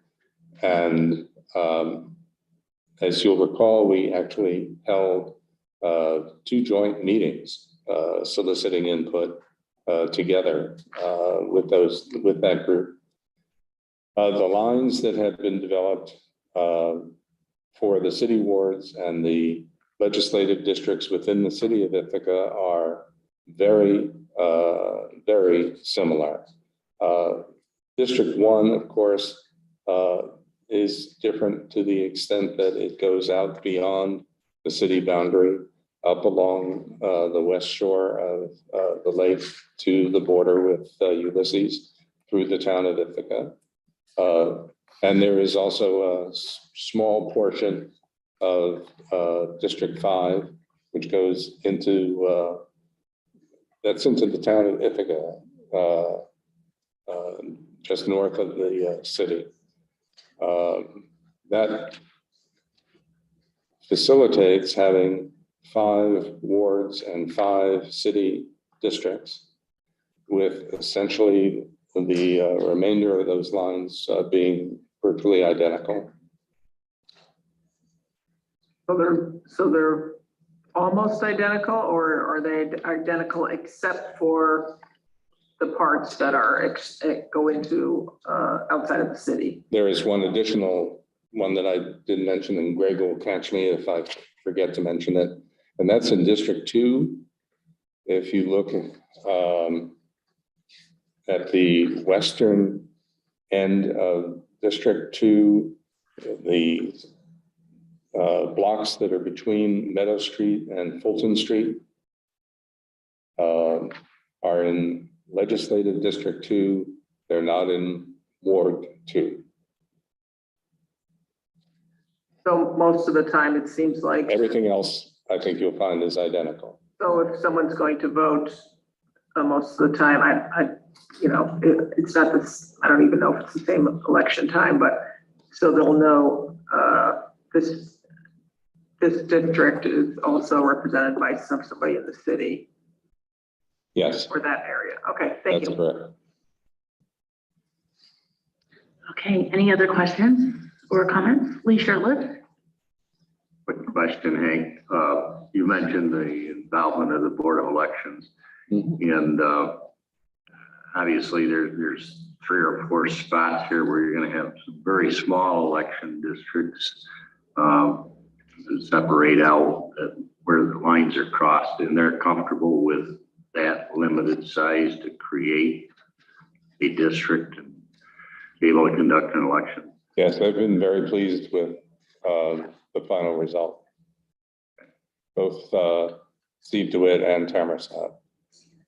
Back in the day, we tried to keep districts in the several hundred range, but I think with the electronics, that has made things a bit easier.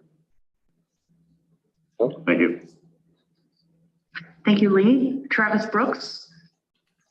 First I want to say, thank you, Hank, and the commission for this heavy lift. I know it wasn't easy, and trying to hear from everybody along the way. It's very commendable. I was just wondering, as you talked about District 1 running up the shore, what was the thought with taking it up the shore up to Ulysses? Actually, it's very similar to the district that existed in the period from 2001 to 2010. That district did have the same portion of the town of Ithaca connected to the city at that time. So it's kind of going back to history a little bit. Thank you. Any other questions or comments for our redistricting commission? Okay, you guys answered all the questions. Thank you again for your hard work and commitment. And I guess we look forward to voting this over the next few weeks, next few meetings. Is that what we're doing, Amanda? Yeah, this will come back to GO at our next meeting, and we will vote on it to then come to the legislature. Okay, sounds great. Thank you. Thank you. Okay, next on our agenda. We have reports by County Administrator Lisa Holmes.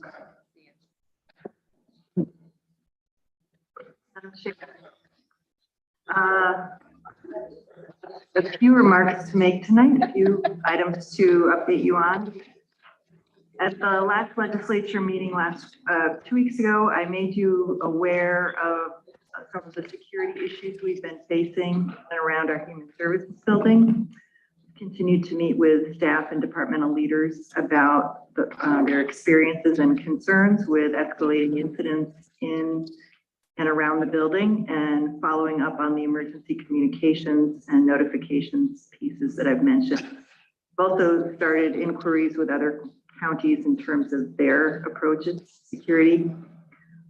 Given the level, the severity level of the incidents that we've been seeing, as well as the increased frequency of these incidents, I think discussions and decisions will be they're warranted about implementing a different level of security for that building, up to and possibly including armed security and magnetometers. I want to be gathering more information and bringing it forward through committee for the legislature's consideration, probably through government operations over the next month. So I wanted just to make you aware of these considerations, because we take the safety and security of our staff as well as the public and the community that we serve seriously. And I want to make sure that we do our due diligence. I also wanted to comment on our capital program that's shaping up for the 2023 budget process. We have met with departments in early June to compile and update our capital budget, 5-year plan. It won't come as a surprise that we are seeing the effects of inflation and the cost of materials on current projects as well as planned projects. And I'll be bringing updates on current projects as well as new project approval requests through the F&I committee and any respective program committee that relates to any project through the months of July and August. And then lastly, I also want to add my appreciation for Deanna Carruthers in her role as our first Chief Equity and Diversity Officer. We're having far too many going away parties this month, but I wanted to mention that tomorrow we're going to be having a going away gathering and informal stop by in the Scott Heyman conference room of the old jail, 1:30 to 3:30 tomorrow. If any of you are available to join us. Be happy to answer any questions about anything I mentioned. Mike Ziegler. I was just wondering what the city's response has been to the incidences over at our place. We're meeting with them tomorrow. How do you expect that meeting to go? I don't want to speculate, but I think that they're interested to hear what we have to say. I think they have concerns too, Mike, and Lisa, myself, Sheriff Osborne, and Chief Jolie will be there for us to come up with a plan to make sure that we try and keep everyone safe down there. Any other questions or comments for Lisa? Okay. Next up is County Attorney Bill Troy. I don't have much to report, although I can tell you that motion that was made after the trial verdict was ruled against us. So I think there's going to be a direct appeal now to the third department that's in that motorcycle accident case. I can give you more detail, not much more, if I can take it up in the executive session. Okay, sure. Okay, next is Director of Finance, Rick Snyder.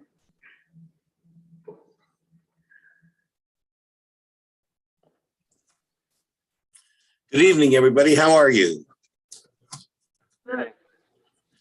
And I'd like to present 3 different things tonight, and they are all money items that you'll be wanting to hear about. The first thing we brought to the Budget Committee a little over a week ago, and I'd like to share my screen so I can share with you the final contingency report for 2021.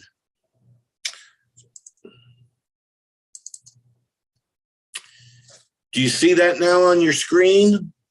Yes, sir. Okay. We started the year with $1.9 million in our contingent fund.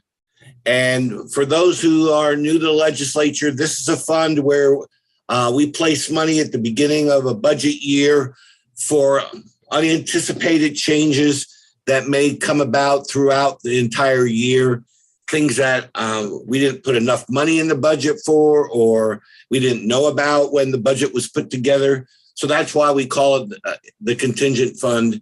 It's really an expense item in the line item budget of the general fund. And when the legislature makes a resolution to take money from this contingent account or contingent fund, we simply remove it from that line item and we put it into the departmental budget that is requesting money. And you see these resolutions almost every meeting. So out of the original 1.9 million, towards the bottom here, we had an additional $1.6 million appropriated for more money that we thought would be needed before the end of 2021. That brings the total for the year up to 3.5 million. And then this long list is all the resolutions that you passed during the year 2021, appropriating those dollars into different departmental budgets. Some of the biggest ones were increasing room tax at $573,000, the money that was available going forward, payroll migration project, sheriff's replacement pay. Some of these are in 6 figures or 5 figures, so they're pretty substantial. When you get to the bottom, the last 4 or 5 don't actually have resolution numbers, which means the fiscal year had closed and I had to make those appropriations under the direct authority of the finance director. So you see 4 or 5 items near the bottom here. This one for doer personal services and fringes for $145,000. That's actually on your agenda tonight. So we're still doing contingent fund resolutions for 2021 as late as June. And most years we don't go this late, but we had to do this and get it through the committee system. So tonight's resolution for this appropriation of funds for the Department of Emergency Response for $145,000. That'll be the last one that you see for 2021. And these last 4 at the very bottom are ones that I had to make to various departments for shortages in their budget. So the total year-to-date appropriations here at the bottom, we did not spend the $3.5 million as we thought we would have to. We spent $3,033,000. $3 million out of the 3.5, which left a balance at the end of the year of 466,000. And so we spent a lot more than the original budget, but we did not spend near as much as what the modified budget was for 2021. Before I move on to my next item to report on, are there any questions on the contingent fund appropriations? Just for new folks again, Rick, where does the balance of the 400,000 go? Does that remain in the contingency fund or go to the fund balance? It just rolls over into fund balance. you have a brand new contingent fund with a new appropriation for 2022. And so this $467,000 whereabouts unspent will roll over into general fund. Thank you. The reserves. Any other questions for Rick? Okay, go ahead, Rick. Okay, our next item will be, I think I want to move to our casino revenues. I sent you an email on Friday afternoon, not being able to provide this by the time the agenda was put together the beginning of last week. And I know you like to see this in your packet, but I did send an email to each legislator late on Friday afternoon. And in that is your sales tax report for April and May, and also this casino revenue report. I'll go through this quickly. We just got our first quarter about 2 months late from the state. First quarter coming in at $533,399. That's our highest first quarter. If you compare going across this top line, you can see it's gone from 369 up through the 400,000s into this quarter of 533,000. And it's a very healthy, good first quarter. That's the combined gaming receipts that come from Del Lago and also Tioga. I gave a little breakdown here at the bottom so you could see how much came in from Del Lago at $306,000, almost $307,000. And Tioga came in at about $227,000. So again, this first quarter is up 27.9% compared to last year. Very good increase. Original budget for this year is only $575,000. So we've already made pretty much our budget. We are now at 92.8% of our casino revenue budget for the year with only 1 quarter in. Any questions on the casino revenue report? Greg Muzzy? Yeah, I wish when I had a job where I was responsible for a budget that I could have been at 92.8% at the first quarter of the year.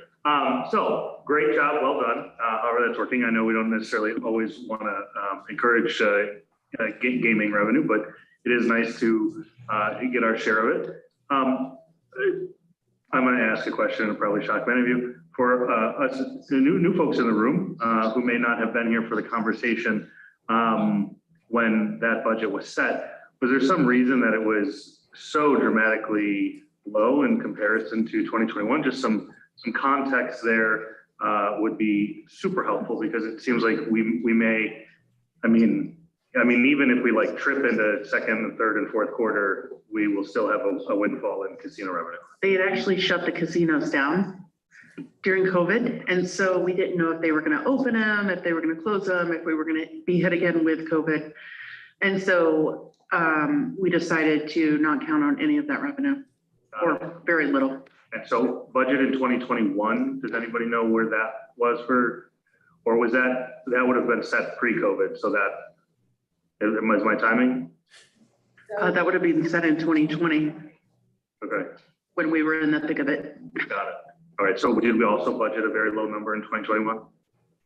I believe so. I don't think we ever really want to count on casino money in the least. Mike Lane? Exactly what you just said, Sean.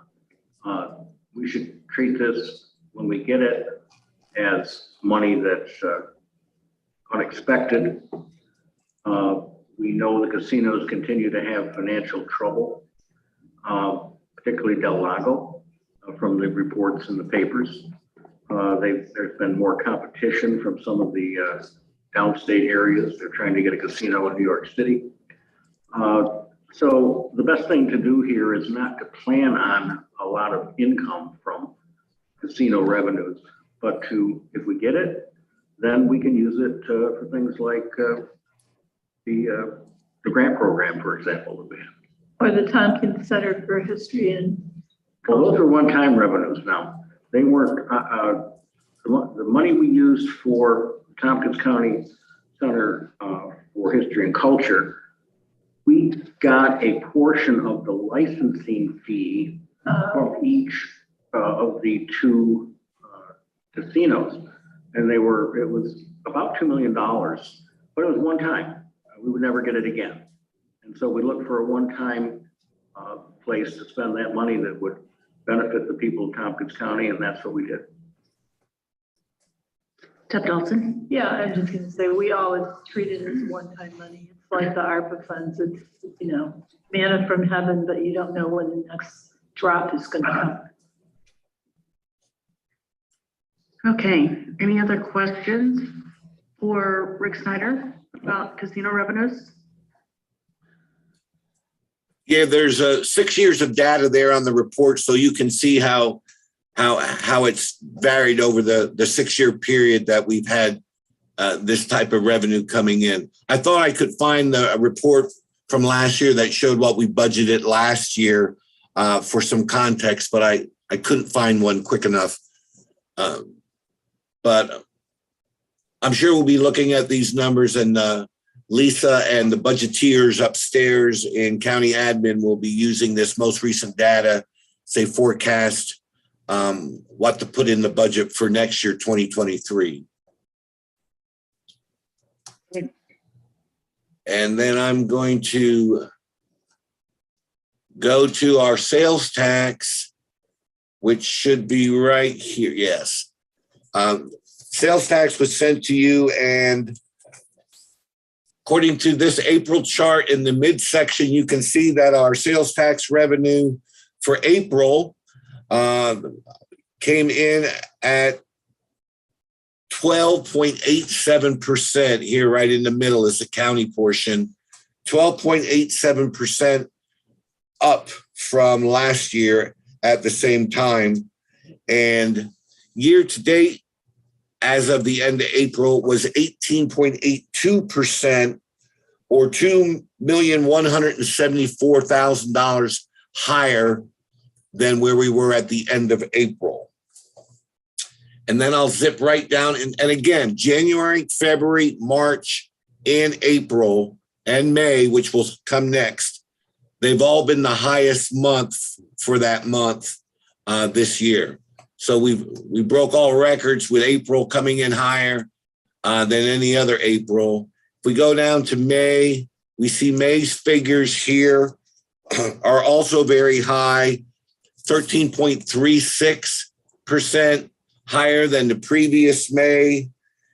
Year to date, and this is our most recent figure as of today, shows that we're at 17.68% ahead of last year, which is $2,580,000 higher than where we were last year at this time.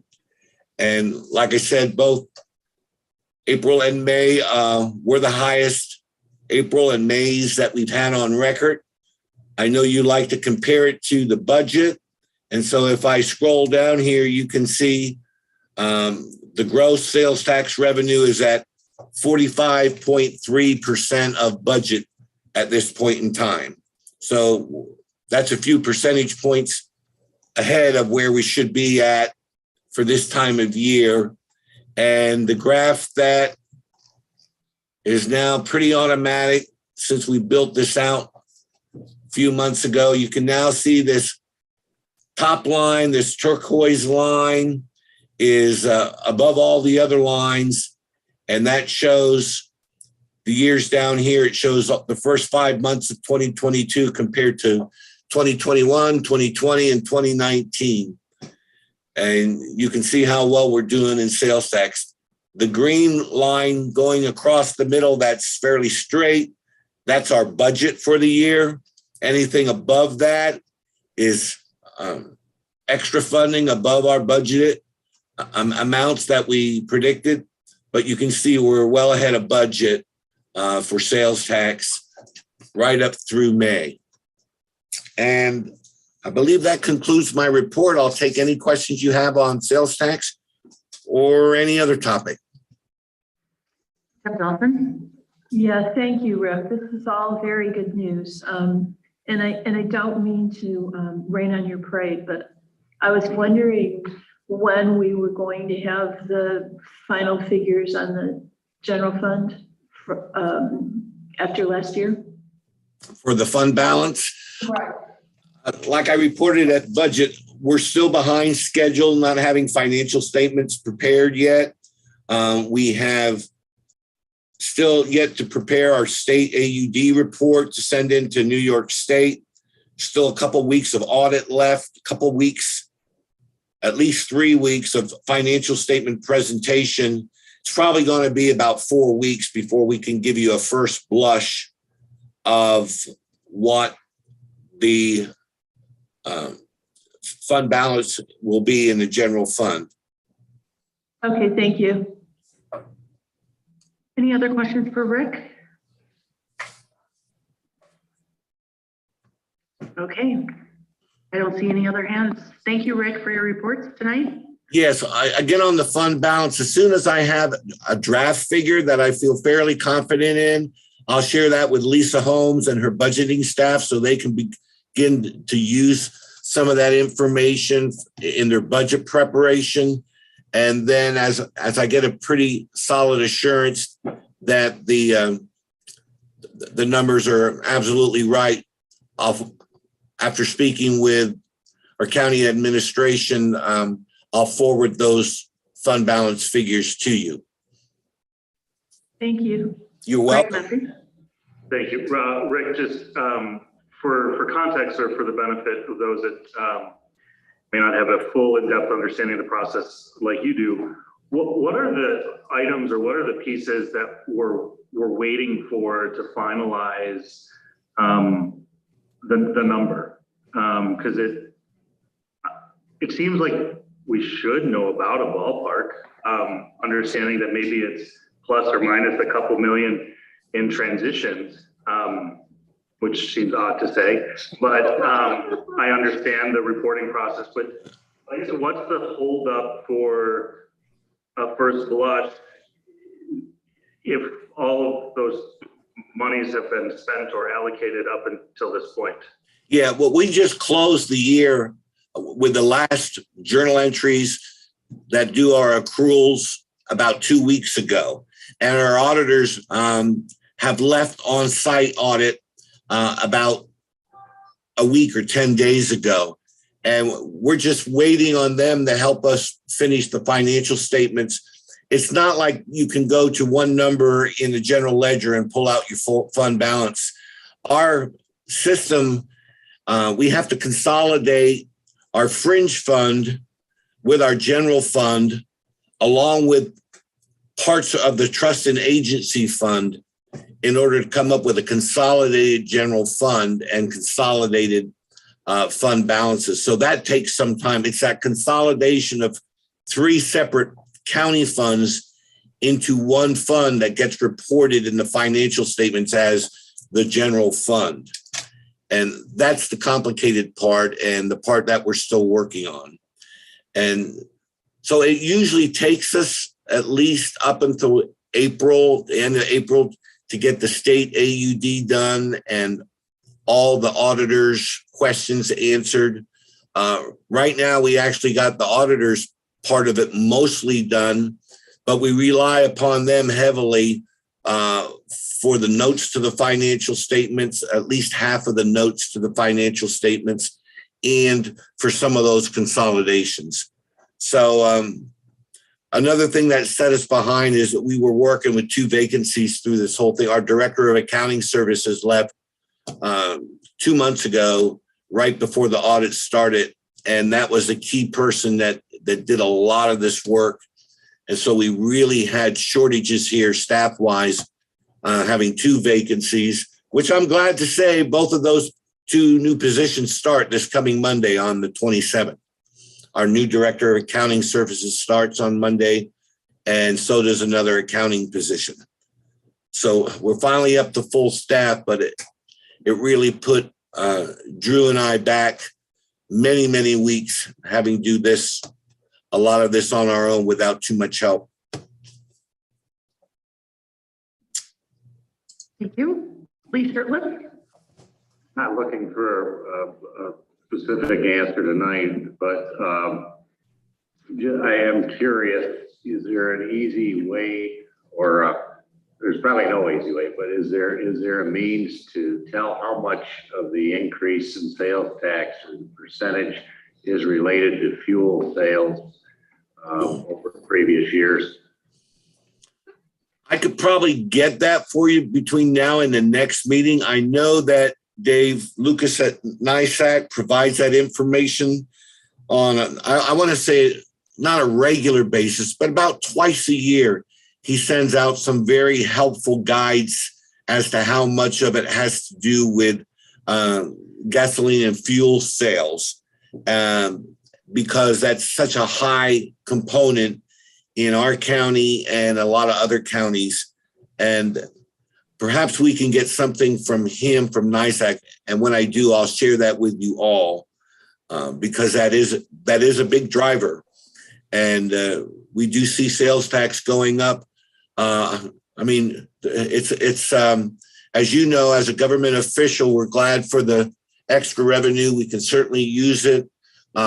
We'd rather exceed budget than come in below budget, but it really shows the hardship that taxpayers are being forced to pay such high tax, and sales tax is a component. You just have to admit that a sales tax is the kind of tax that it hits those and the lower socioeconomic groups the heaviest, because sales tax does that. It's sales tax on consumption. And so people who are paying higher gas at the pumps, people who are paying higher food prices, people are paying higher prices due to inflation on just about everything are the ones that are paying the price for these sales tax increases. And so I'd like to say that even though for our purposes, it's fairly bright, it's really dismal when you see that these taxes are taking a bigger chunk out of our citizens' pockets. Thank you. It raised a question for me because I've got a couple of smaller farmers that basically say they're only going to cut hay once or twice this year, the productivity down just simply because of the price of fuel. And interestingly, a week ago tonight, I had to go on business across 1 mile across the Pennsylvania state line. And I was shocked when we crossed the line that the price of gas at all those stations in Sayre, Waverly, and Athens over the line were about a quarter higher per gallon than New York State. It used to be you cross the line to get the cheaper gas. Raised the question for me whether truly the state reduction, the holiday, has had any impact. And I didn't think that the petroleum sellers would really reduce their prices. So just one of those things. But when the public sees that we've got 12 or 14 or 16% increase in sales tax, I don't want them to think that we're taking advantage of the situation. And again, Lisa alluded to the capital program, and there's going to be some drivers in there simply from our increased costs due to fuel. But thank you for that perspective. Okay, everyone. I just want to have a bit of a time check. We're almost at 8 o'clock and we do have a full agenda. And we also have 4 topics of executive session. So want to be mindful of our staff and not keeping them here too late. Veronica Pillar. Thanks. Well, luckily you kind of already addressed my question, which is just building off of Lee's. I was curious if you could tease out or speculate how much of the sales tax increase is people buying more stuff versus the prices of the stuff going up. So that's maybe not easy to answer. A lot of it's inflation, and the other part of it is because there are certain categories that are triggered and hit harder than others, and gas and oil and home energy, that's one of them that's hit pretty hard. But when I get some information from NISAC that breaks it down into categories, I certainly will share it with you all. Yep. Okay, any other questions for Rick? Rick, thank you very much for your report. Thank you very much. Next in our agenda is, are there any resolutions to be added or withdrawn from the agenda? Veronica Pillar? Yes, I'd like to add resolution I in your red folders for people physically here, ID number 10993, calling on Starbucks to reopen the College Avenue store and stop union busing. So I move to add that. If I can have a second, please. Seconded by Ann Corman. And this is just a reminder, in order for the agenda, we will need 10 votes. Okay, let's do a roll call. Lee Shirtliff? No. Mike Sigler? No. Travis Brooks? Yes. Randy Brown? No. Amanda Champion? Yes. Deborah Dawson? Yes. Henry Grandison? Yes. Rich John? Yes. Dan Klein? Yes. Ann Corman? Yes. Mike Lane? Yes. Greg Mezzi? Yes. Veronica Pillar? Yes. Shauna Black? Yes. 11 ayes, 3 noes. That passes. That will be added to our agenda at the very end. Okay. Let's see here. Let's move on to our consent agenda. And resolutions and appointments to be voted on as a group unless any member of the legislature requests that a resolution or appointment be instead included separately and individually as part of the business of standing or special committees. Appointments, advisory board appointments, ID 10961. Workforce Development Board, we have Kip Sarasaro, mandated partner representative, term expires June 30th, 2025. Teresa Fiacco, mandated partner, vocational rehabilitation representative, term expires June 30th, 2025. Denise Freeland, 20% requirement, organization serving individuals with disabilities representative, term expires June 30th, 2025. Board business representative, term expires June 30th, 2025. Kira Francis, business representative, term expires June 30th, 2025. HHS Committee, Mental Health Subcommittee, Mario Osario, community member, term expires December 31st, 2024. Community Mental Health Services Board, Jessica Connor, member, term expires December 31st, 2025. Planning, Development, and Environmental Quality Committee, Resolution A, award of bid. Lichate Transportation, I'm sure it's not said like that. Legislature. Okay, I was adding a Spanish twist to it. Transportation from closed landfills in the Ithaca Area Wastewater Treatment Facility, ID 10932. Public Safety Committee, Resolution B, authorization to enter into an agreement with T-Mobile Northeast LLC, tower location at the Public Safety Building, ID 10976. Health and Human Services Committee, Resolution C, budget adjustment, health vehicles, ID 10960. Resolution D, budget adjustment, Tompkins County Office for the Aging, unmet needs. Purchase of an all-electric vehicle, ID 10959. Facilities and Infrastructure Committee, Resolution E, terminal advertising contract extension, Ithaca Tompkins International Airport, ID 10969.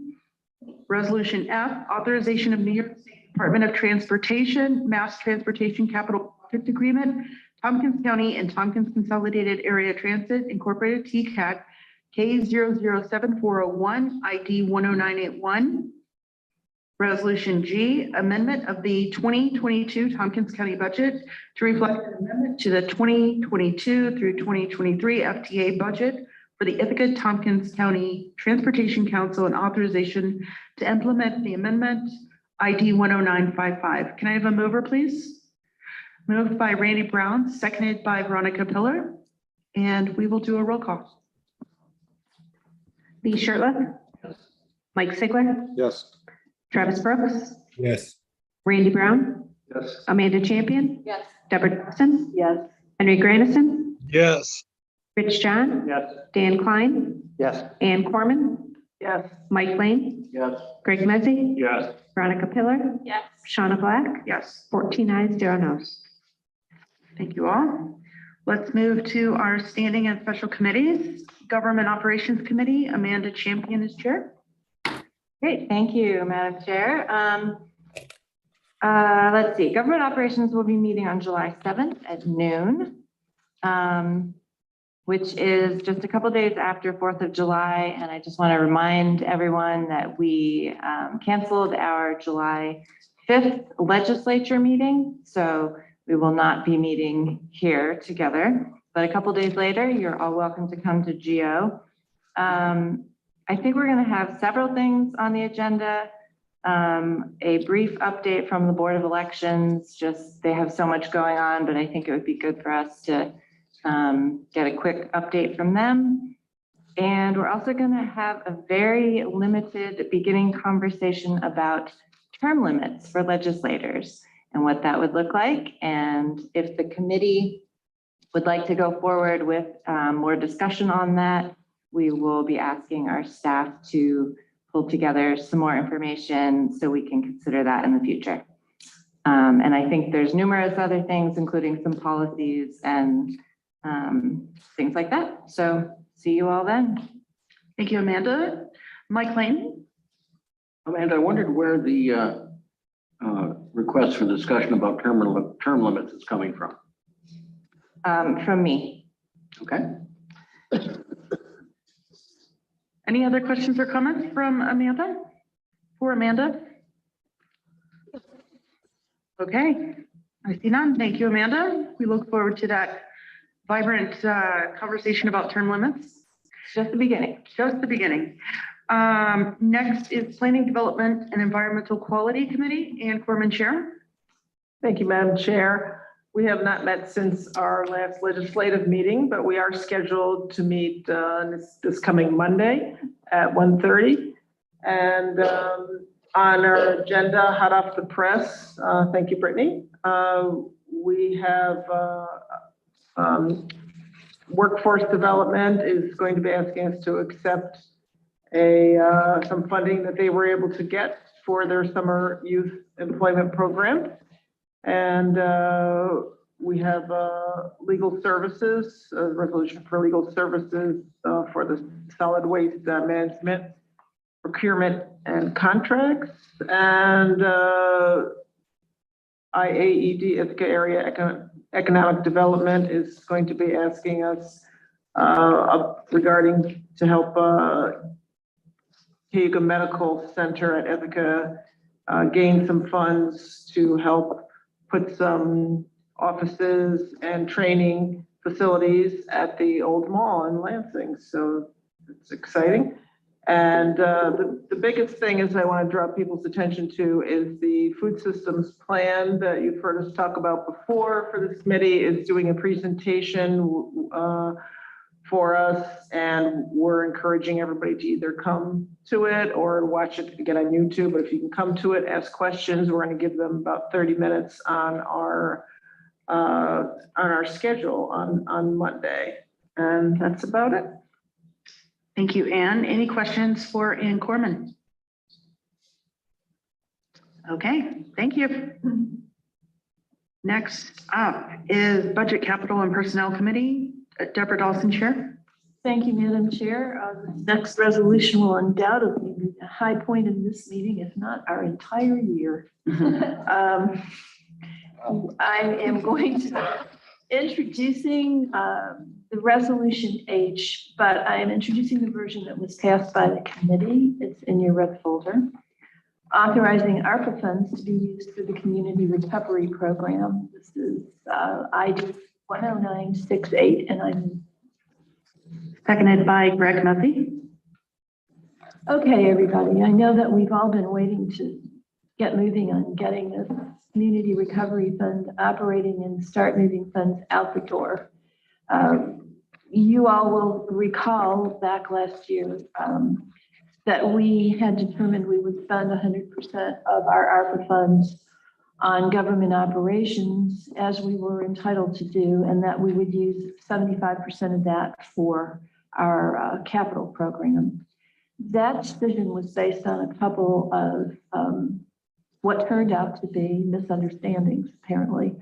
First of all, it was based on our concerns about the truly draconian requirements of the Treasury Department's proposed rule on monitoring and compliance of the use of ARPA funds. It turned out that when the final rule came out a couple of months ago, it was nowhere near as stringent as we had feared it would be. So that was the first thing that changed. And then the second thing that changed was that we had been given to understand that we could use fund balance monies for purposes that we can't use them for. So it's necessary for us to make an adjustment about where the community recovery funds are coming from. We will use ARPA funds for that and take the fund balance monies that we were going to use for the community recovery fund and use them towards our capital plan. So that's a quick summary of what this particular resolution does, if anybody has any questions. Any questions for Deb Dawson, Mike Sigler, and then Ann Corman? So this means the money that we voted on to go towards our program won't be going there. It'll be going to someplace else. No, it just means, and you should understand this because you were the one that was really pushing the idea that we were just juggling money between accounts instead of using fund balance for community recovery. We will be using ARPA, and instead of using ARPA for the capital projects up to the 6.53 million, we will be using it for the community recovery fund. So it's the same amount of money. We're just taking it out of a different pot. A different pot, yes. Okay. Ann Corman? Thank you. It doesn't have to be right now, but I was just thinking the community keeps asking me about the recovery fund. So if we could have, I don't know if there's much to report, but like an update of, okay, you know, that, you know, we've met with the consultant group or when the, We have met with the consultant group. when the committee you might envision the committee starting to meet, that, things like that. Good point, Annie. Lisa, you want to answer that? We were, this first step was to secure that we had the funding available and the flexibility to use it. We have a meeting scheduled with MRB Group next week, and Dan, the chair of that committee, is going to be attending that meeting to prep for the launch meeting of the committee to get this process off. So hopefully within the next couple of weeks. Thank you. Henry Granison?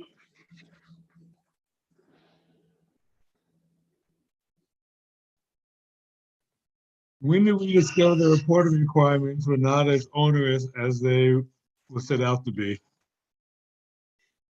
I'm sorry, what, can you repeat that? When did we discover that the reporting requirements were not as onerous as they were initially reported to be? When the final rule came out, which I think was in April or May? Of this year? Yes. Okay. Any other questions or comments? Okay, I see none. Let's go ahead and, did you move that yet, Deborah? Yes. Okay. Yes, I did. Yeah, that's right. Okay, thank you. Okay, let's go ahead and vote on that resolution. Lee Sherwood, Yes. Mike Sigler, Yes. Yes. Randy Brown, Yes. Amanda Champion, Yes. Austin, Yes. Henry Granison, Yes. Rich John, Yes. Dan Klein, Yes. Ann Corman, Yes. Mike Lane, Yes. Greg Mezzi, Yes. Veronica Pillar, Yes. Shauna Black, Yes. 14 ayes, 0 noes. Thank you all. Anything else to report, Deb? No, ma'am. Okay, thank you. Workforce Diversity and Inclusion Committee, Henry Granison, Chair. Yes, we've not met since the last legislative meeting. We meet tomorrow. We'll discuss the Juneteenth. We'll also talk about the Team Jedi transitions, and we'll also that's about it. That's what we'll discuss tomorrow. Great, thank you. Any questions for Henry? Okay, thanks, Henry.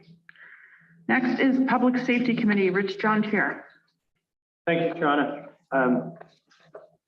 The Public Safety Committee met on June 16th, and I just have a few items I'd like to mention. You can still sign up for the emergency notification system, Siren. I have my card here to remind me. And we had a report at our meeting that we are now up to 56,807 people signing up. I've certainly got Siren notifications and they've been really useful. If you're not signed up yet, it's easy to do and it's really useful information. At the meeting, we had a report from the Department of Emergency Response and Harlan McEwen, Chief McEwen from this former Chief of Police for the City of Ithaca on the ES Chat program. And for those who watched our budget, you know that we allocated some additional funds to help pay for subscriptions. What ES Chat does is a supplementary communication system that allows the use of a cell phone, almost like a emergency radio. The great advantage of that is an emergency radio can cost in the neighborhood of $3,500, and the cell phones are already owned by everybody. It's a push-to-talk system, and it's now in the process of being implemented and should be fully operational by year end. This was a pretty big undertaking, and I wanted to mention Harlan McEwen because he's worked really hard to get us to this point and is helping with the setup of the system. And we'll see how it all works. At the meeting, at the Public Safety Committee meeting, we talked about crisis stabilization units and whether there's some possibility of doing something in regard to those at our jail or in concert with the jail, so that inmates who are suffering through mental health crises would have access to a crisis stabilization unit, and more to come there. Our July meeting is not at our time. We typically meet on Thursday, the third Thursday. We will meet on the third Monday, July 18th, because we have a joint committee meeting with Health and Human Services. Dan Klein has agreed very graciously to act as our host. And we are putting together an agenda. And what we want to try to do is have the two committees really talk about issues that move between the two committees, such as mental health or drug overdose issues. And we'll have that agenda out soon. And I'm looking forward to that meeting to really get some different perspective. I do have one resolution I would like to present. This is Resolution J, appropriation from contingent fund, balance personal services and fringes for 2021, and authorization to accept grants, Department of Emergency Response, and I move it. Seconded by Veronica Pillar. Would you like to talk to this resolution, Rick? This is mainly a finance resolution to move money around to pay certain fringes for Department of Emergency Response personnel, and they received a grant, so they're accepting the money. Great, thank you. Any questions or comments on this resolution? See any hands? Let's do a roll call. Lee Sherlip, Yes. Mike Sigler, Yes.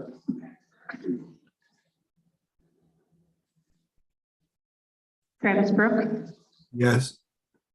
Randy Brown, Yes. Amanda Champion, Yes. Deborah Dawson, Yes. Henry Grandison, Yes. Rich John, Yes. Dan Klein, Yes. Ann Corman, Yes. Mike Lane, Yes. Greg Mezzi, Yes. Veronica Pillar, Yes. Shauna Black, Yes. 14 ayes, 0 noes. And I realized there was one other thing I just wanted to mention. We did receive a report at our meeting on reimagining public safety, and in particular, a report prepared for the district attorney on the types of data that could be collected and how it would be done. And so that was useful information, and we'll be seeing how that's rolled out and implemented. But it's beginning the process of trying to collect actual hard data that we can then analyze and make decisions from. Happy to answer any questions. Randy Brown? Yeah, thank you. I'm not sure this is the right venue, but I'm speaking to a school official recently. They were talking about working with the Sheriff's Department on emergency response for them. And they spoke highly of the sheriff and staff. But there does appear to be some disconnect. And I didn't know, of course, sheriffs are few and far between. There's only 3 of them through the whole county. And also state police. And that seems to be the disconnect. You mean deputies? I'm sorry, deputies. That there's some communication void between sheriff and state police. So I don't know if this is the right venue for that, but that was the time to speak to me.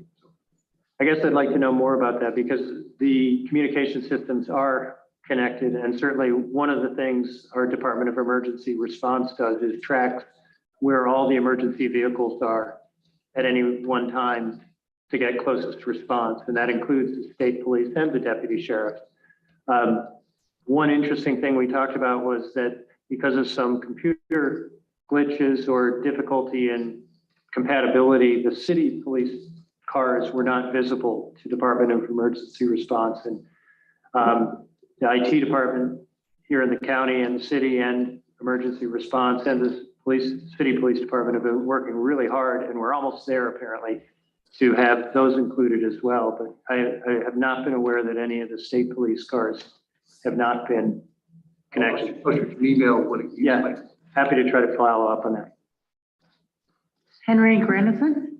Yes, and also, Rich, did you notice that the IPD has a data dashboard up and running? I didn't see that. Good news. Yes, they do have it up and running. It's been up and running for about a week or so. So I would encourage people to take a look at it. You know, if I could just speak to that issue, that there's been so much attention on pieces of reimagining public safety, but the idea of real rigorous data collection, I think, is just a tremendous advance if we can set this up and use it effectively. And this doesn't seem to be happening, which I think is really good news. Yeah.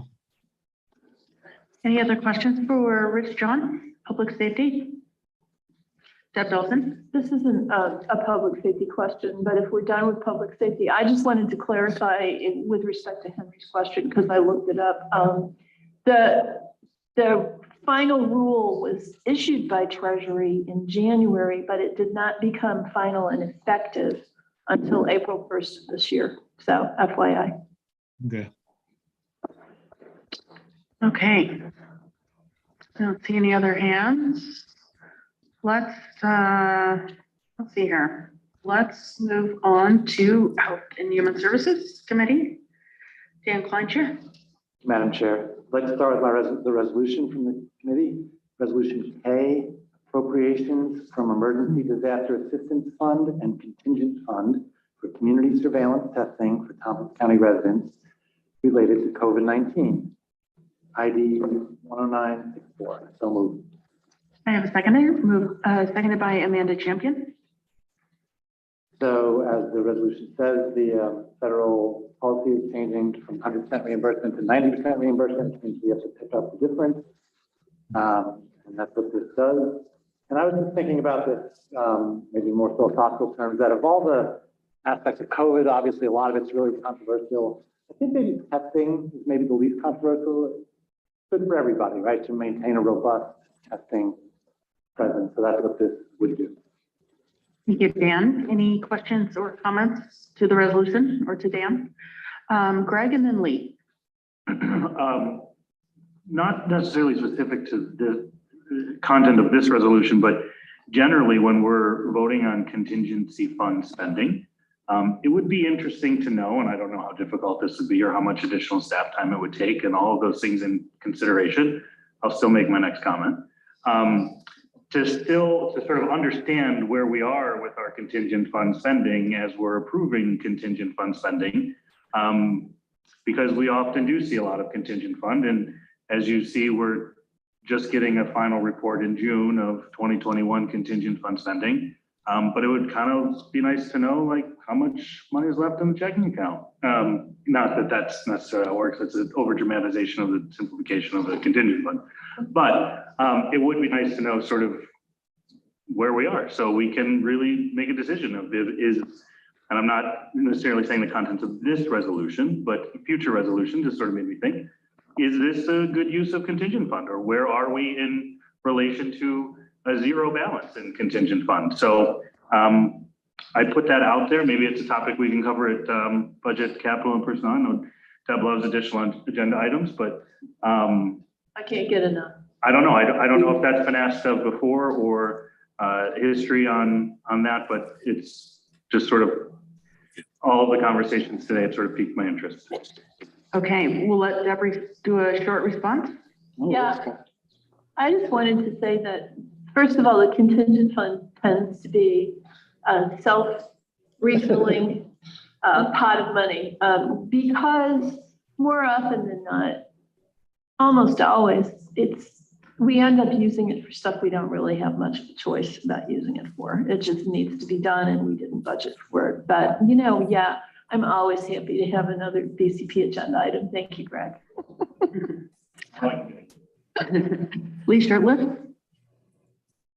Just a question, and I don't know again if there's an answer.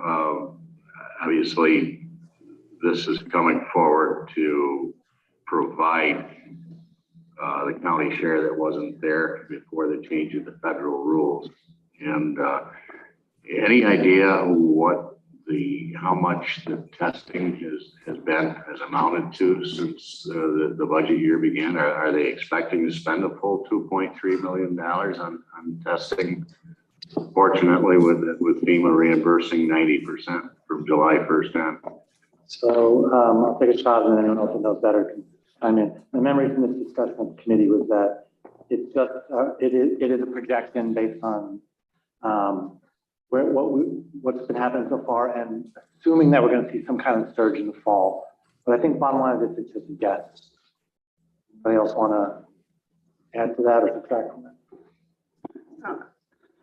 I happen to have from my notes, currently, well, this was in May, we weren't spending anything because FEMA was reimbursing us 100%, but it was about $35,000 per week in tests. That's assuming that there were a number of, students and so forth in town. So 10% of that, a local cost would be about $3,500 per week. And that was at the peak, we were still experiencing high numbers of so I would imagine. I've got an answer. I know how much we spent so far year to date, if you'd like to hear that. Sure. 1.1 million, and that pays for weekly tests up through May 21st. But what do we get reimbursed? Sorry? Yeah, that's the expense line. That was reimbursed? That's the total amount. Which subject to reimbursement. Submit to FEMA for reimbursement at 100%. 3 or 4 years from now, we can see. Thank you. Great. So I think it's safe to say that we are, there's a generous budget just in case, but if we don't spend it, then we don't spend it. Any other questions or comments? Okay, let's do, Rich John? I'm sorry. No, I'll wait. Okay, let's do a roll call. Lee Shirtliff? Yes. Mike Sigler? Yes. Travis Brooks? Yes. Randy Brown? Yes. Amanda Champion? Yes. Deborah Dawson? Yes. Henry Grandison? Yes. Rich John? Yes. Dan Klein? Yes. Ann Corman? Yes. Mike Lane? Yes. Yes. Pillar? Yes. Shauna Black? Yes. 14 ayes, 0 noes. Thank you. I'd like to give a little report about our last meeting. The Health and Human Services Committee meeting met on June 15th. We had a presentation and discussion about suicide prevention services in Tompkins County.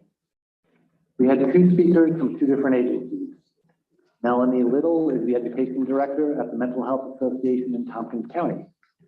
As the name of that agency implies, they focus broadly on mental health rather than just suicide prevention. They emphasize the role of peer support, utilizing people with lived experience to deliver their services.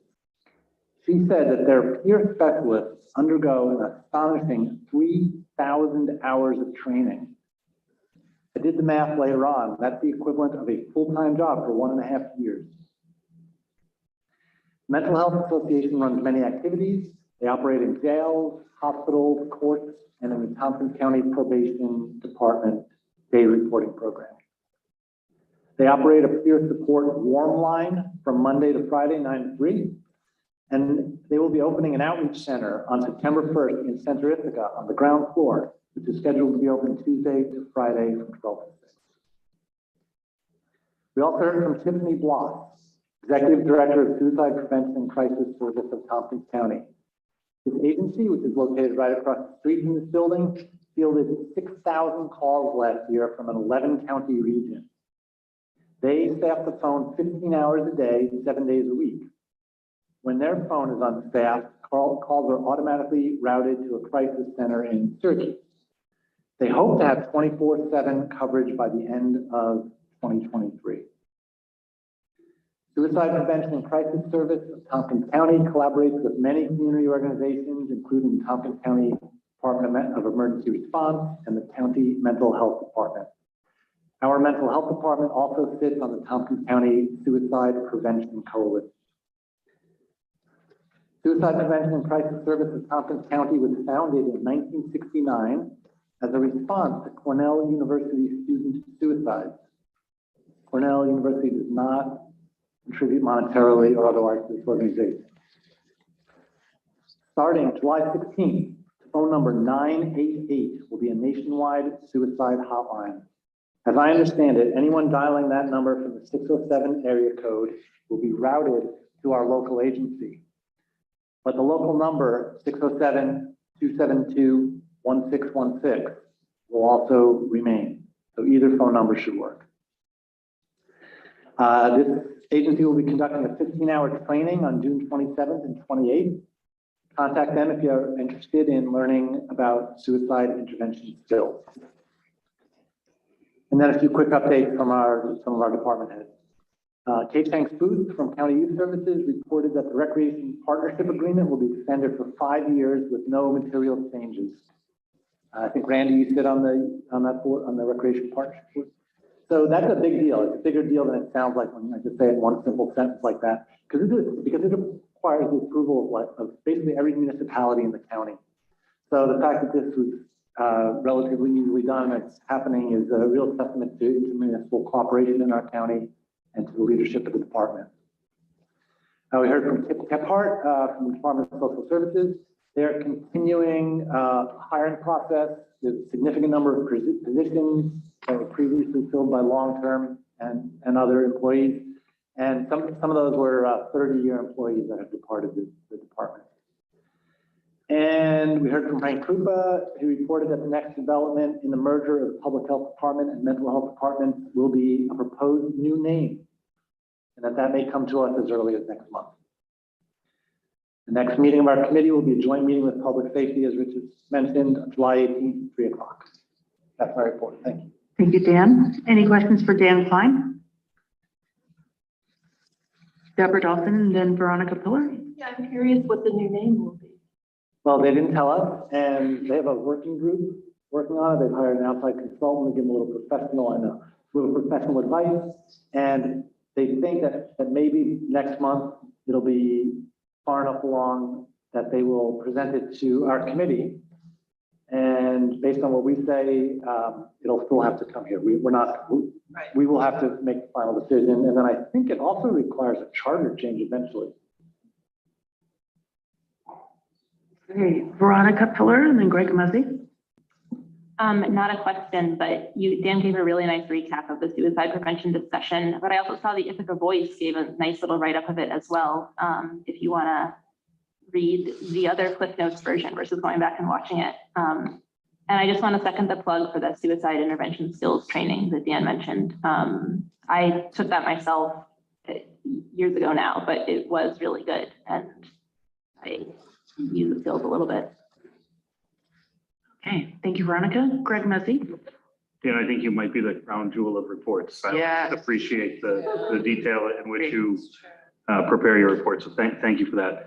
My question comes more about some committee goals. And as you know, we had a housing conversation earlier, and with housing now living in your committee, just wanted to know if you have, sort of for the second half of the year, or sort of where you feel that change to the committee structure is, and you don't need to necessarily answer that now, but it is something that I think would be a worthy discussion for us as we do talk about housing issues, how housing and the fit into health and human services is going.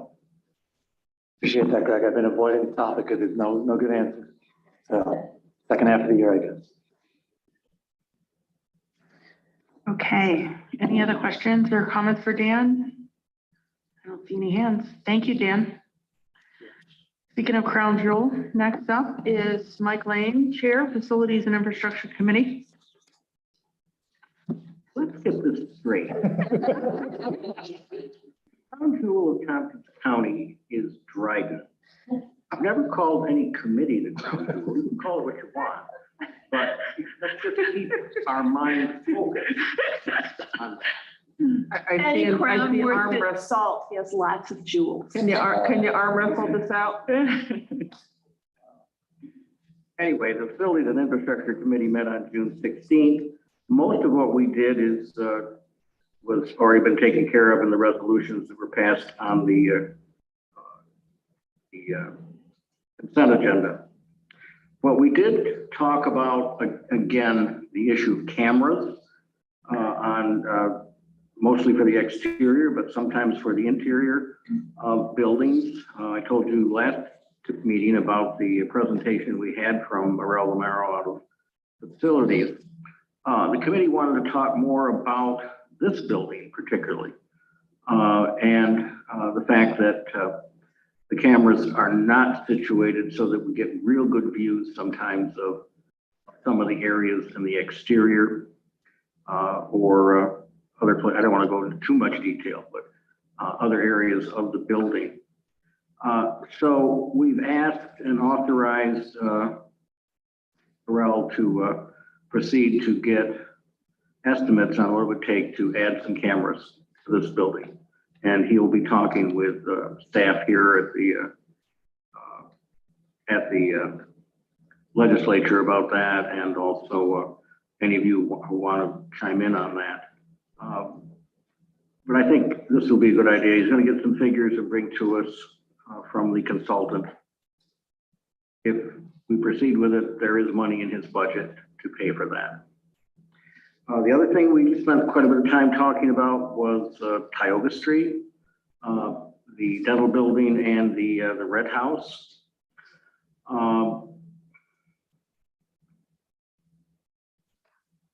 Let's put it this way: a majority of the committee would really like to come to a decision about particularly the dental building, and so has asked for a resolution to come before us at our next facilities meeting, which would authorize the deconstruction of the dental building.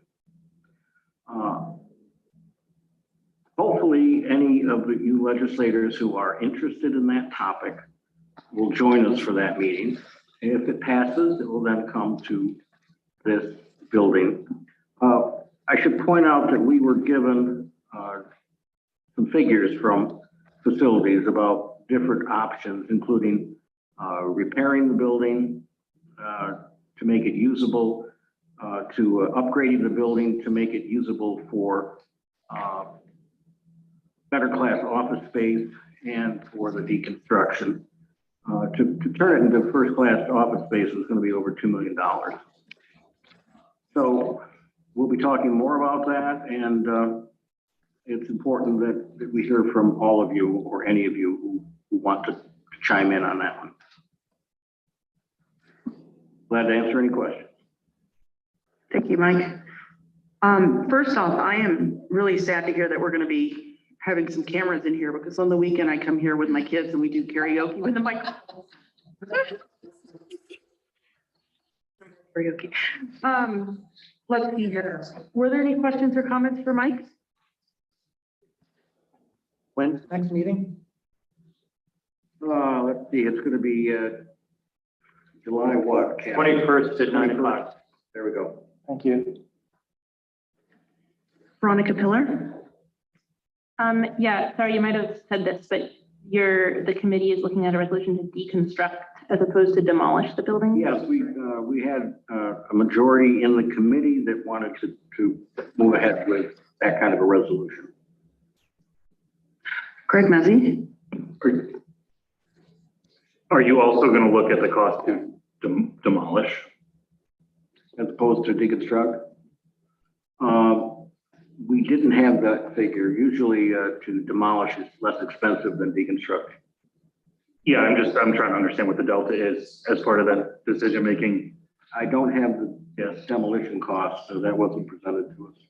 And What some of the initial findings from going to the reuse center is it's not more costly, it just can take more time to deconstruct the building. That's just from the initial few buildings that have been done here in Ithaca and actually other places. I guess one of the questions I have is, was it discussed to sell the building as is? If are we keeping that property? Are we getting rid of it? Like I think the general feeling is in the recommendation from administration and facilities, and correct me if I'm wrong, Lisa, but the time being, particularly with the possibility of building another building, we should keep this. Okay. Sounds good. Any other questions for Mike? Okay. Thank you, Mike. And now it's time to move on to our individual member filed resolution. And I will let Veronica Pillar bring forth her resolution. Yes, so I'd like to move resolution number L, ID 10993, calling on Starbucks to reopen the College Avenue store and stop union busting. Okay, can I have a seconder? Seconded by Deborah Dawson. And would you like to talk to the resolution, Veronica? Yeah, definitely. So you heard a couple public commenters talk to the situation at Starbucks and how it's been impacting them personally. I do want to clarify one thing.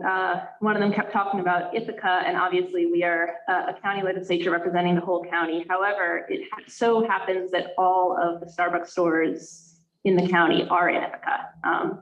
So we can talk about the Ithaca stores, but we're really talking about all Tompkins County stores. And you may know that there's been a nationwide push in the last 6 months to unionize Starbucks stores, and this has been met with a lot of backlash from Starbucks corporate, which, you know, what's happening outside of our county may not be our business, but it has been like quite specifically bad inside Tompkins County at the stores here. We heard how they're cutting people's hours. They reduced the open hours of the College Avenue store, the one that closed, and then claimed that the problem there was with staff shortages, or at least that was part of the reason to shut down the store. But it's like, but the staff wanted to work more hours, like you just reduced the hours that were available. And as one of the Stephanies explained, this is like extremely impactful on people's lives. Folks for whom the Starbucks job is how they make a wage to pay their rent and so on. And it's really hard to just have like another part-time job, impossible to have like another full-time job lined up when you are planning to be available to work your hours at your job, but then your job is not giving you hours, that's not giving you money. And that's a real big deal.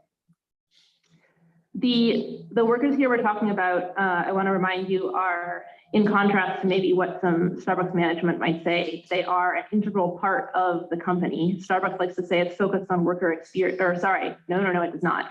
It likes to say it's focused on customer experience, but it is the frontline workers that the customers interact with that provide that customer experience. So if you're not providing an okay experience for workers and trusting them and their like, you know, on the job direct interpretation of customer experience, then you're not running a store well, and you're not having a good impact in the communities where you put your store, such as our Tompkins County communities. I had one experience back in April, the College Avenue store, their grease trap overflowed, and I didn't go in and get to see what it was like because the store was closed. What I'm told from the workers is that it sank to high heaven, and there was, you know, grease on the floors. It was a slipping hazard, and it was really just not an okay place to be working and not an okay place for customers to be coming to getting their drinks, because it smelled bad, and you know, if someone slips and falls, no one wants that. The reason the store was closed was because the workers went on strike. They decided to close it. Starbucks management said, no, you have to keep the store open. You have to keep it all day. But it's a Saturday, so we're not going to get the grease trap cleaned. Grease traps are considered hazardous waste, so it's not like, you know, you need to get a story party to clean it. It costs money, it's a whole thing. And they weren't going to do it until Monday. And so the workers are the ones, you know, who know the conditions in the store, who decided this is not acceptable, and they went on strike mid-morning. Mid-afternoon, they were still picketing, and a company did in fact come to clean up the grease trap. So the strike worked to get, you know, one thing. They've got lots of other issues. And in a sense, it's trusting the workers who know what they're doing and who know what they need to provide the service that Starbucks says it wants, and to provide the partner experience. The partners are the workers that Starbucks says its values. So obviously, you know, Starbucks is its own corporation, and we at the county legislature can't force them to do anything. But I think that this resolution essentially condemning what Starbucks has been doing, and demanding that Starbucks essentially stop trying to bust the workers union, demanding that they sign the very reasonable, I think, fair elections principles that the union organizers has put forth, which goes slightly further than what labor law requires, but not that much further. I think that that is kind of the least we can do to stand up for the rights of our community members and the health of our community members. We do, I mean, the company kind of that we do get to make decisions about the workers in is our Tompkins County as an employer. And I think we pride ourselves in treating our employees well. Our employees are unionized. I think we all, you know, negotiate together in good faith and try to really value what our employees say their experience of working here is like. If anyone's out there listening saying that's not true, I'd love to hear about it later. But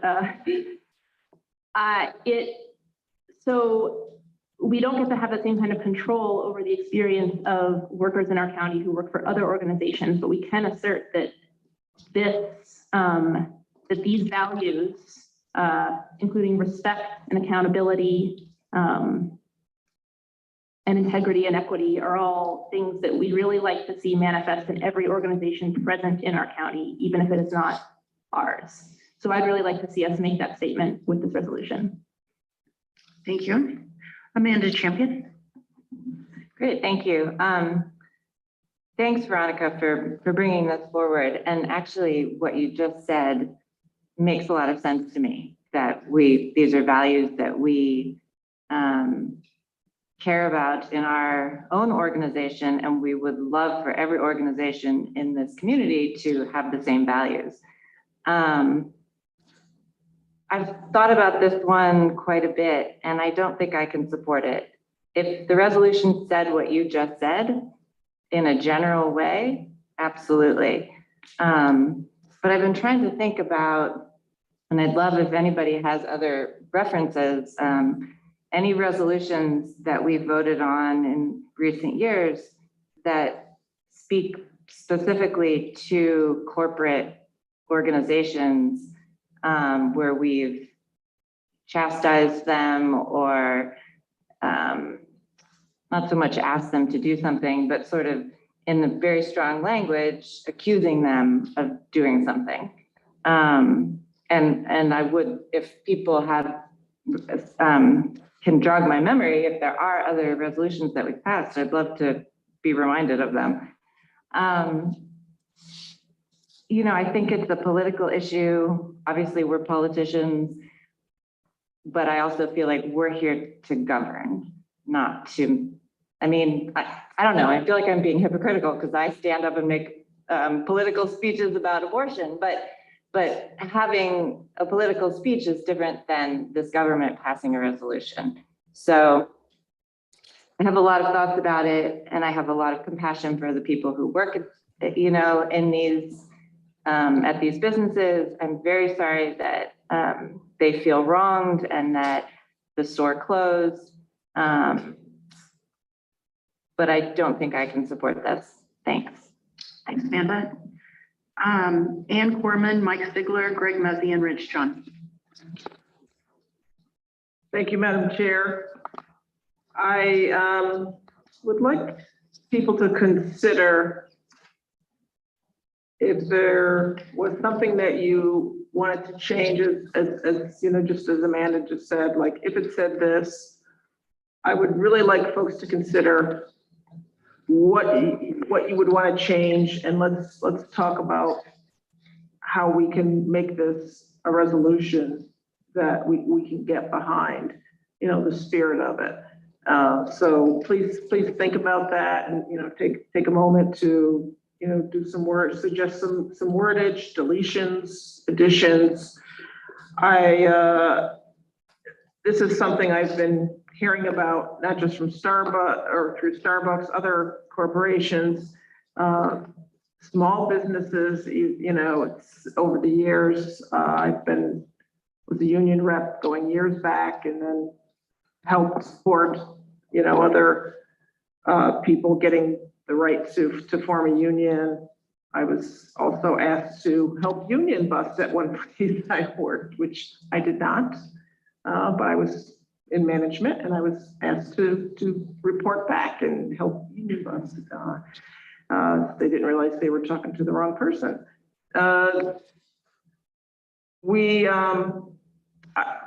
When Veronica spoke about the unions that form most of our employees here at the county, I really liked that part, because unions support other unions all the time. That's just something that when I was in a union, and I just continue that still, like I was in a union, it just seems natural to support people, to help fight for their rights, you know, whether you're, whatever age you are. Often these affects people that are younger. It affects people sometimes that are low income, and it's the working conditions, the pay. So anyway, I would really encourage you to figure out what we could do to change that. I mean, we just was brought up earlier about, you know, women's right to choose, or Cornell, you know, possibly not chipping in enough money for TCAT. These are things that we might do resolutions about to our local organizations, to larger organizations, to our federal government, to our state government. So I would like us to really figure out if there's some way you could change this so we could get people on board. This would mean a lot to the community. We talk often, not often, but we have brought up before, and it's going to be brought up to, I don't know if it's this month or next month, to our Workforce Diversity and Inclusion Committee about a living wage that Veronica and I have been talking to some people about for the county. So this is something, living wage, most of us have voted in the affirmative for our employees. And that was something we recently did, was raise the wage for people that work during our elections. So this is a similar thing. So please see if there's some way that you could reword this so that you could get behind it. Thank you. Okay, I'm just going to do a time check-in because we're almost at 8:45 and we do have 4 topics for executive session this evening. This is I don't want to devalue this resolution. It's very important. But if we could keep our comments crisp, I think we would all greatly appreciate that. Sigler, Greg Mezzi, Rich John, Mike Lane, Travis, and Henry. So I have till 9:30. Okay. Start right now. So I'm hoping you folks will consider not actually voting for this, just because I think it takes us down a road that we don't really want to be on, and I'll explain that in a second. You know, when the Teachers Associates wanted to unionize up at IC and at Cornell at various times, I don't really remember this legislature kind of weighing in on those. As individuals, we did, but I don't think it's wise for a government body to actually weigh in on things like that. I mean, if I want to go walk on a picket line, by all means, I should be able to do that as just as a citizen. But I don't think we as a body should do that.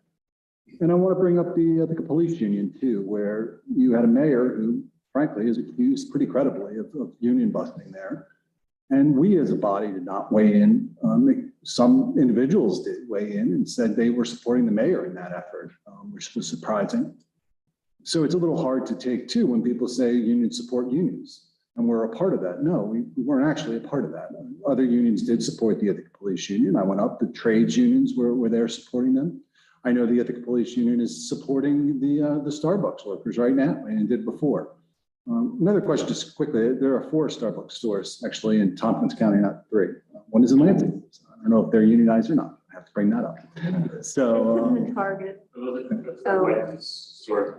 Yeah, I'm not counting only the ones owned and operated by Starbucks. all right. The Well, Barnes all and right. Noble, Target, Cornell don't count for labor. But anyway, I mean, so with Swanty Meyer, I mean, clearly that union believed that was union busting, and a lot of other unions sided with them in that effort. I don't want anybody here to think I'm anti-union by any measure. In my last race for county legislature, I was endorsed by the Teamsters, by the UAW, and that was an interview. I had to do an interview in Syracuse in front of 20 people from all over the place. So obviously said the right things for them to endorse me there. I think that you are facing, and this gets more to the holistic idea of this, I think you're actually facing right now a renaissance of unionization in this country. You just had the first Apple store unionization. You just had the first Amazon warehouse unionized, which clearly is needed at Amazon, considering the stories that came out of there. I don't think what you want is the government to kind of come in and endorse one way or the other. There are some things I just think government should stay out of.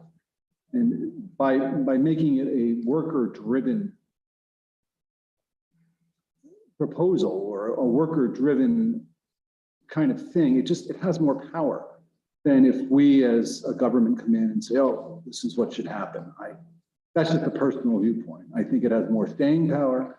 I think that when you have buy-in from workers into a union, that's the kind of strength you get, not from a government endorsement. So I vote against this. And frankly, I just cannot have every single union issue coming in front of this legislature for the next 10 years. I would find that overwhelming for us. That's all I have to say. Thanks. Does that mean you're running another term, Sigler? Is that your excuse? Who knows? Yeah, I supported adding this agenda because I think the conversation is valid.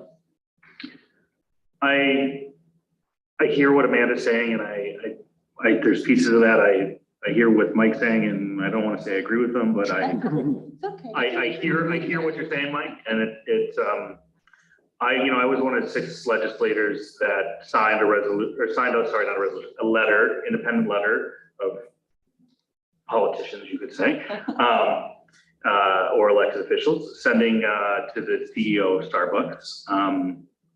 I support the right to unionize. My challenge with this is it's very strong language. and it's accusatory, right or wrong, or if it's true or if it's not.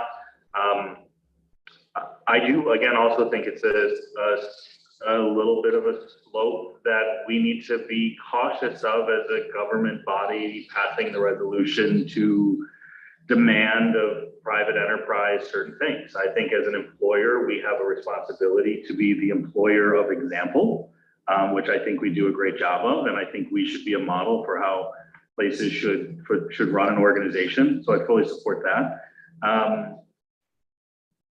I'm leaning towards not supporting this just because of the strength of the language. I appreciate, Veronica, your passion for which you bring this and making sure that this voice is represented at the table, and that the two folks that came to speak, hats off to them for fighting the fight and coming here and making their presentation to us and raising awareness for the topic.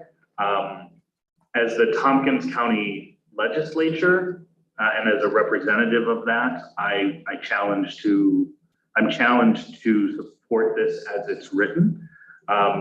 I don't have any edits and that maybe I would be comfortable with, because I think it would be a rewrite and revision at a later time, including some of that language that we ask all employers to do. But I think it's terrible what is going on. If what we're hearing is in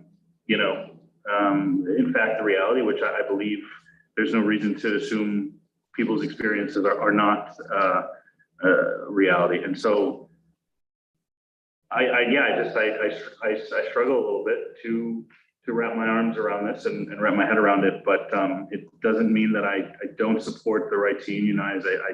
I support workers' rights. There also is an element of when you're engaging in the right to unionize and the management has a position of, hey, maybe we don't want this. If it's within, there's rights within the law that allow them to have messaging and have communication. And to Veronica's point, this goes a little bit, the fair election principles goes a little bit above and beyond what that is. So I don't know, I kind of rambled, I apologize for that. But I just, I'm not keeping it Chris tonight. I support the workers, I support this in spirit, but I fundamentally don't think as a legislative body, we have a place to pass this type of legislation. So for that reason, I won't be supporting as it's written tonight. Thank you. Rich, John, Mike Lane, Travis, Henry, and Deb. I too voted to put this on the floor. I think it is a worthwhile debate, but I will not be supporting the resolution for the various reasons stated. I struggled with the language in the resolution. I would have liked to have heard Starbucks side. I'm sure they have a response to this that, if we were really forced to vote on it, I would want to have. But as Mike and Amanda have stated, this isn't necessarily the best place for us to be as a government. That if we step in here, it does seem like we would need to step in other labor disputes. And I don't think we have the capacity to judge those as thoroughly as we would want to, or to make the best decisions. And for that reason, I think this is much better addressed on an individual level. Thank you. Thanks, Rich. That was a crisp comment. Good job, Rich. What are you saying? An example to all. Saying your side.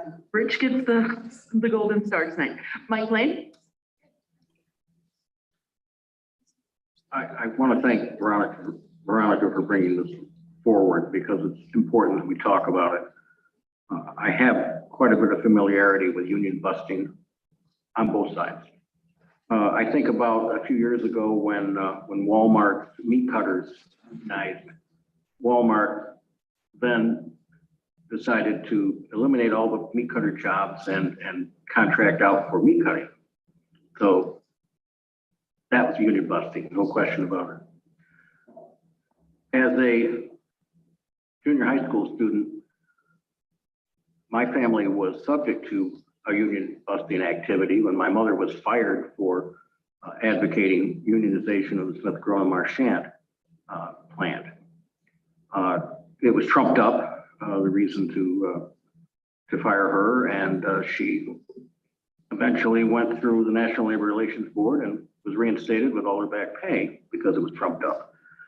But when I went to law school, I learned in labor law that these are tactics that these companies will use for union busting, because even though they know they're going to lose and they may have to pay a little bit of money, they put the fear of God into the workers. And that certainly happened back then. But I've also been on the other side when I've been to be falsely accused of union busting. When I was mayor of the village of Dryden, and the police started a unionization effort, which was never opposed, I and the village board were heavily criticized for union busting because we consulted with a labor law attorney on the issue. And I will never forget that, because I thought it was so terribly unfair. I have to agree with the speakers that have talked ahead of me tonight that this isn't where we ought to be on this. Mike Sigler, you're exactly right. There is a change. It's moving when there's a labor shortage. Labor has more power, and that's what's happening right now. And that's, in my view, a good thing, because I think labor negotiations are good for people and good for work. But much as Greg has said, and much as Rich has said, and Amanda, I don't think this is the right resolution at the right time. Thanks. Thank you, Mike. Travis Brooks. Well, I'm coming for Rich's Gold Star. Earlier, we listened to the letter that was written from Human Rights in regards to reimagining. And there are some components of reimagining that may disrupt unions. And I don't think we should be in the business of picking which unions we're going to support. I agree with much of what my colleagues said, so I can't support this as written. Thank you, Travis. You might have just won the gold star. Okay, Henry. Yes, to answer Amanda's question, didn't we go after puppy mills as an industry in a resolution? And yeah, so, we did. It was a bill at the state level that was already in process, that was it was about governing. So I think it's different, but we can talk about that later, Henry. Well, I come from a union family. You know, I went to college based on union funds. You know, now, yes, the resolution is not perfect. In fact, the first resolved talks about the virulent and brutal anti-union tactics. I don't think that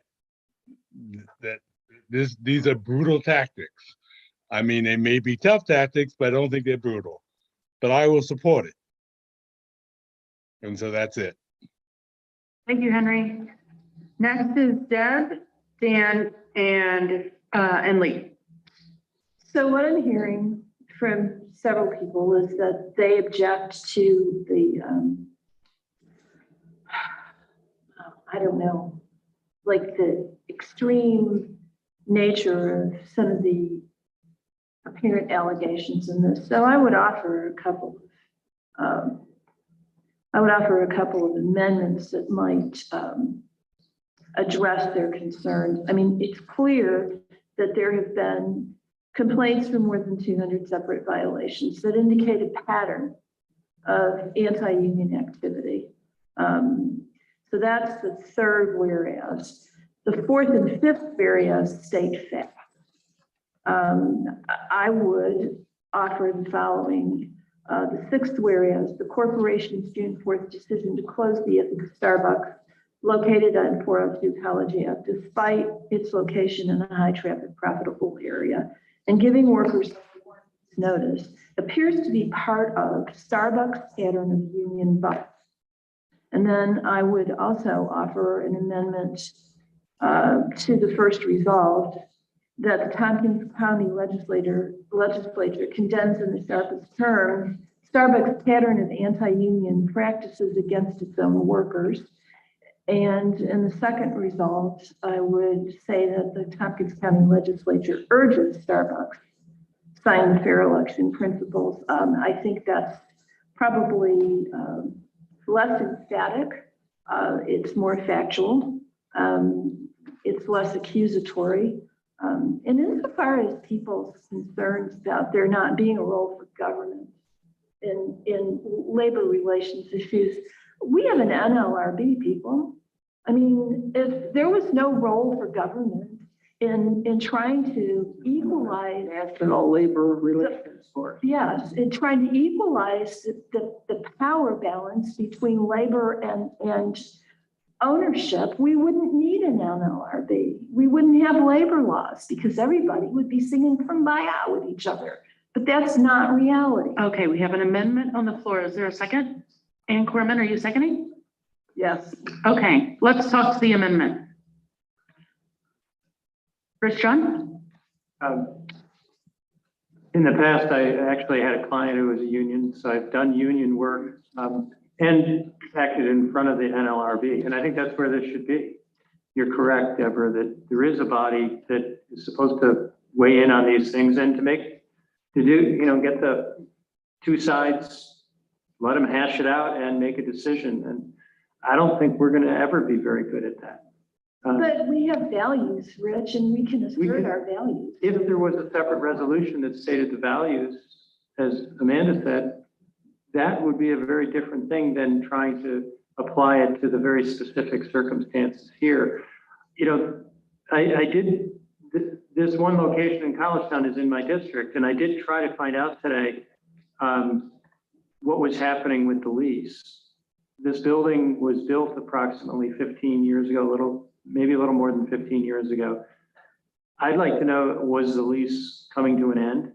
I know there were serious drainage issues involving the piping, or at least I've heard this, and the coffee, which is fairly acidic, and that the grease trap issue was not the only time, apparently, that there was a problem with the plumbing in this location. And that may have weighed into it. It also, when the lease originally went into effect, I remember this was one of the highest per square foot rentals in upstate New York. So there may be other business decisions that were other factors. I just don't know. And it makes me very uncomfortable trying to wordsmith now and try to make a decision this evening. But. Yeah. Okay, guys, I'm going to start cutting down time a little bit because we've got to move forward. Less Chris. You lost your spurt. Okay, so we're talking on the amendment right now. Is this on the amendment, Greg? Sure. Yeah. I echo Rich's comments. I know I can't support an amendment tonight. And I want to make sure the message is clear that it's not a lack of support of Starbucks workers. It's not a lack of support of unionization. It's just there's too much to rewrite in this moment. And if it went through a committee or if there was opportunity to state values, that would be one thing. But I'm really challenged to redo this tonight. And I would also say that if Starbucks is this type of company, do they have a place in Tompkins County if it doesn't align with our values, right? We're calling for a corporate big entity. I mean, somebody who does brutal and has incredibly nasty tactics. Do we really want them as an employer in our community? I don't know. So why would we call them back? I wish there was another opportunity. I wish there was relocation opportunity for their workers that were displaced, because that is a real issue. And I hope that the services in the county can can help them find employment and meaningful employment with incredible employers that we do have here. Enough said, I think it's, there's too much to redo to move forward with it tonight. Ditto. Okay, Ann Corman, and then I'm gonna pipe in. We don't have a meeting in the beginning of July for the legislature, so the next meeting is about a month away. And so I think well, I've talked to some people, they want to hear from us now. They need to hear from us now. In a month, it's just not going to be as powerful. And so I say I like these amendments.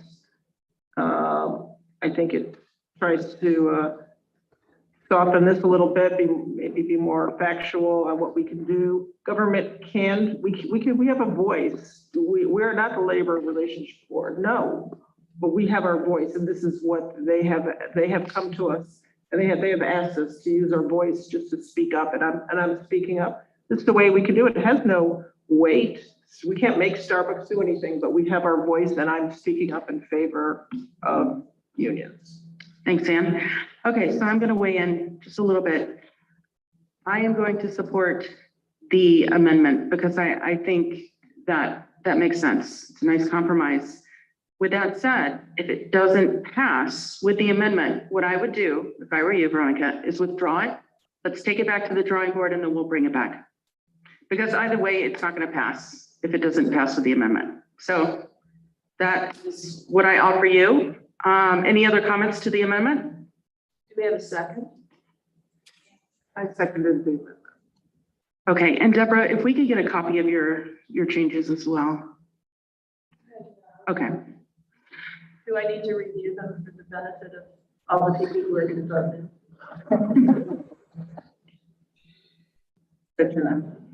Comfortable. People comfortable with the changes that Deborah noted? Okay, I see nods here. Thank you.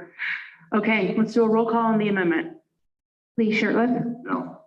Mike Stigler, No. Travis Brooks, To be honest with you, I can't remember the amendment at this point in time. We had too much discussion after.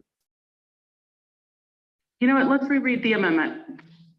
Okay, so, sixth whereas, whereas the corporation's June 4th decision to close Starbucks, et cetera, appears to be part of Starbucks' pattern of union busting. First resolved, that the Tompkins County Legislature condemns in the sharpest terms Starbucks' pattern of anti-union practices against its own workers. So you're striking these? No, this is what it's going to read. the words she's reading are not what's on the page. She's replacing what's on the page with what she's saying out loud. A little different. Okay. Resolved further that the Tompkins County Legislature urges Starbucks to find the fair elections principles.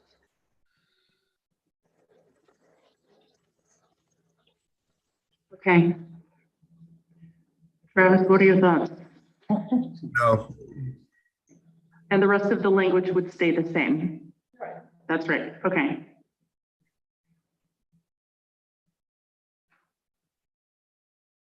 Travis Brooks, No. Randy Brown, No. Amanda Champion, No.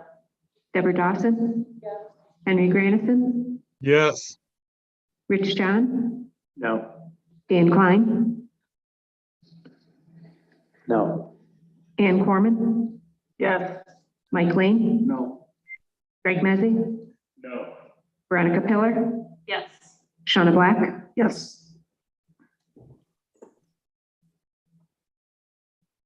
We have 5 ayes, 9 noes. Motion fails. So that fails, and we are back to the original resolution put forward. Any comments? Oh, you know what? We had left off here, and I had Dan and Lee for the original resolution. You had suggested that Veronica might want to withdraw, maybe, I don't know, if that's what you want to do. It is not, so go on, but I thought I was on the stack as well. Okay, I'll put you on the stack after Dan and Lee. Thanks. So I'm going to vote no. So one of the speakers said that, you know, you're either on the side of the workers or on the side of the billionaires. And I reject that notion. My vote is more nuanced than that. I was a union member, but when I look at this resolution, I see two things that make me uncomfortable. One is that it is just too far afield from the business of this county legislature. We stretch that connection sometimes, and you know, people have varying reactions to it. This is just too far from what this county legislature actually does.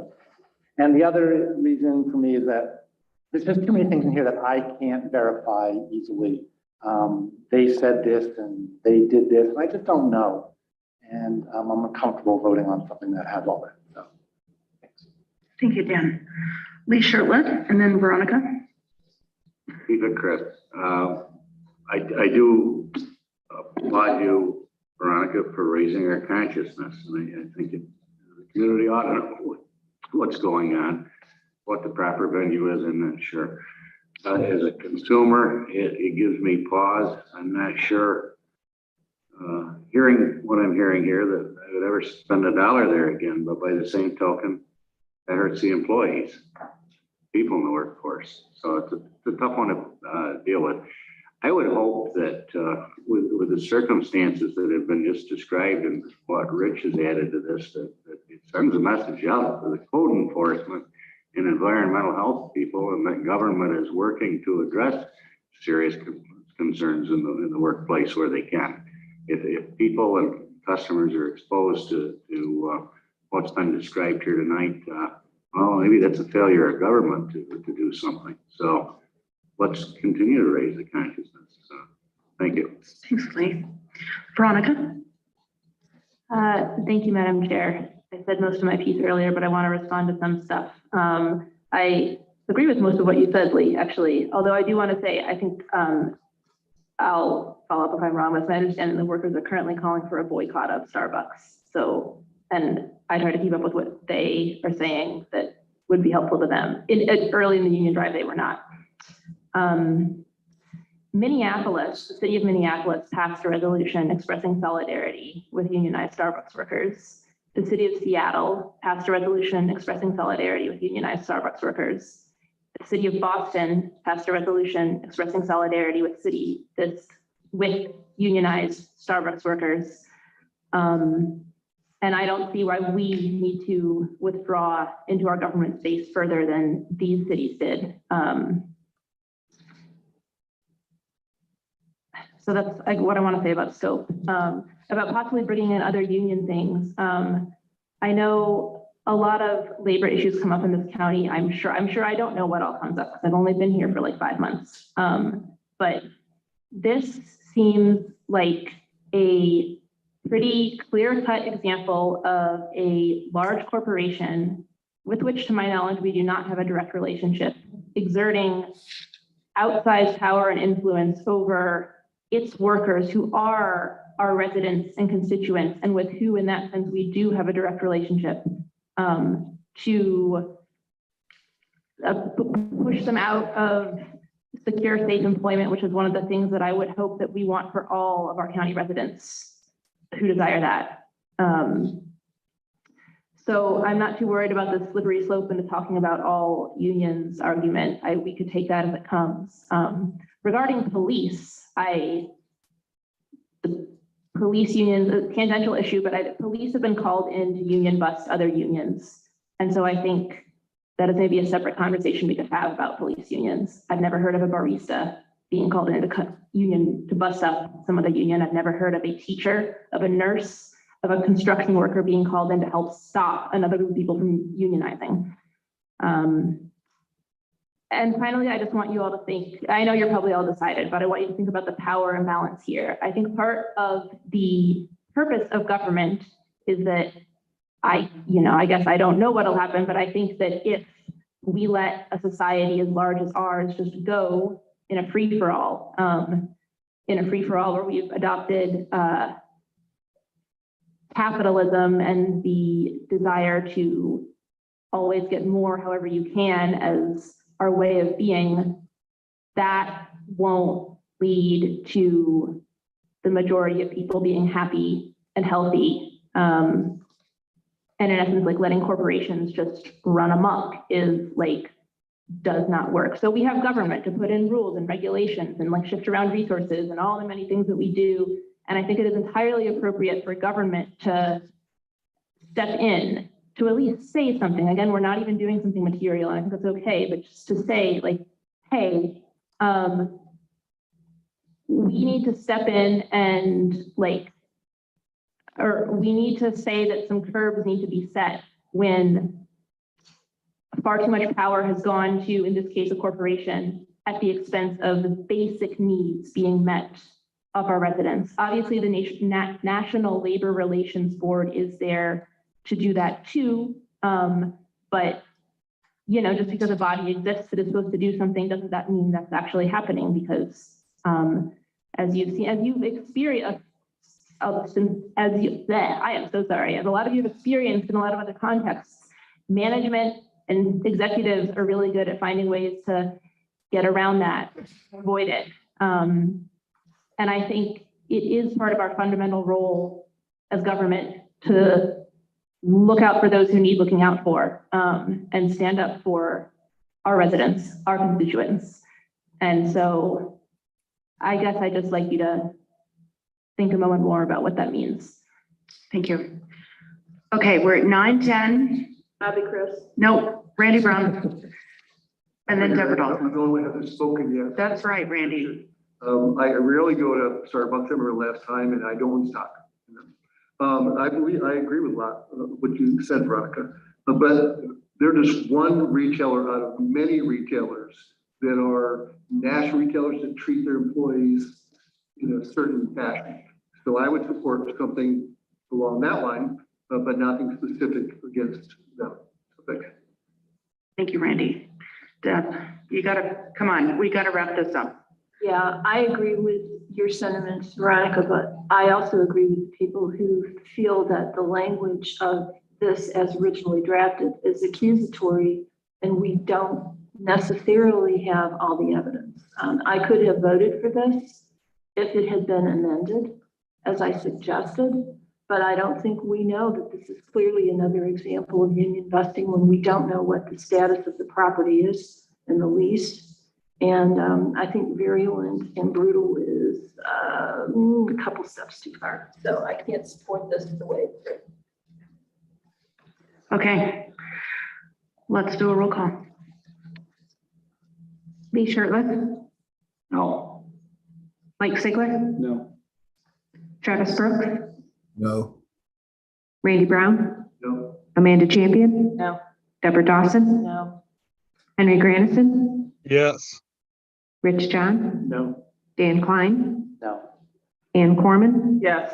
Mike Lane? No. Greg Mezzi? No. Veronica Pillar? Yes. Shauna Black? Yes. 4 ayes, 10 noes. Resolution fails.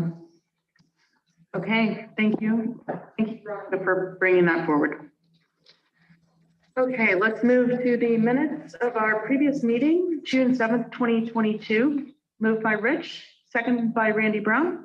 Any corrections, comments, questions? We'll go into executive session soon. I see none. Let's do a roll call, please. Henry, did you have? No, okay, roll call. Lee Shirtless? Yes. Mike Sigler? Yes. Travis Brooks? Yes. Randy Brown? Yes. Amanda Champion? Yes. Deborah Dawson? Yes. Henry Grandison? Yes. Rich John? Yes. Dan Klein? Yes. Ann Corman? Yes. Yes. Greg Mezzi? Yes. Capiller? Yes. Shauna Black? Yes. 0 no's.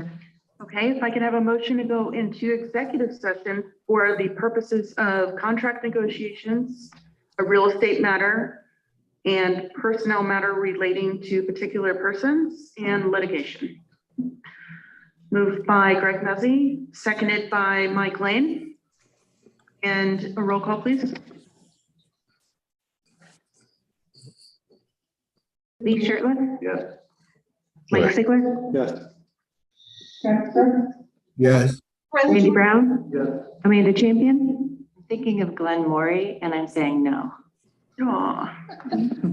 Deborah Dawson, Henry Grandison, Yes. Rich John, Yes. Dan Klein, Yes. Ann Corman, Yes. Mike Lane, Yes. Greg Mezzi, Yes. Veronica Pillar, Yes. Shauna Black. Yes. 13 ayes, 1 no.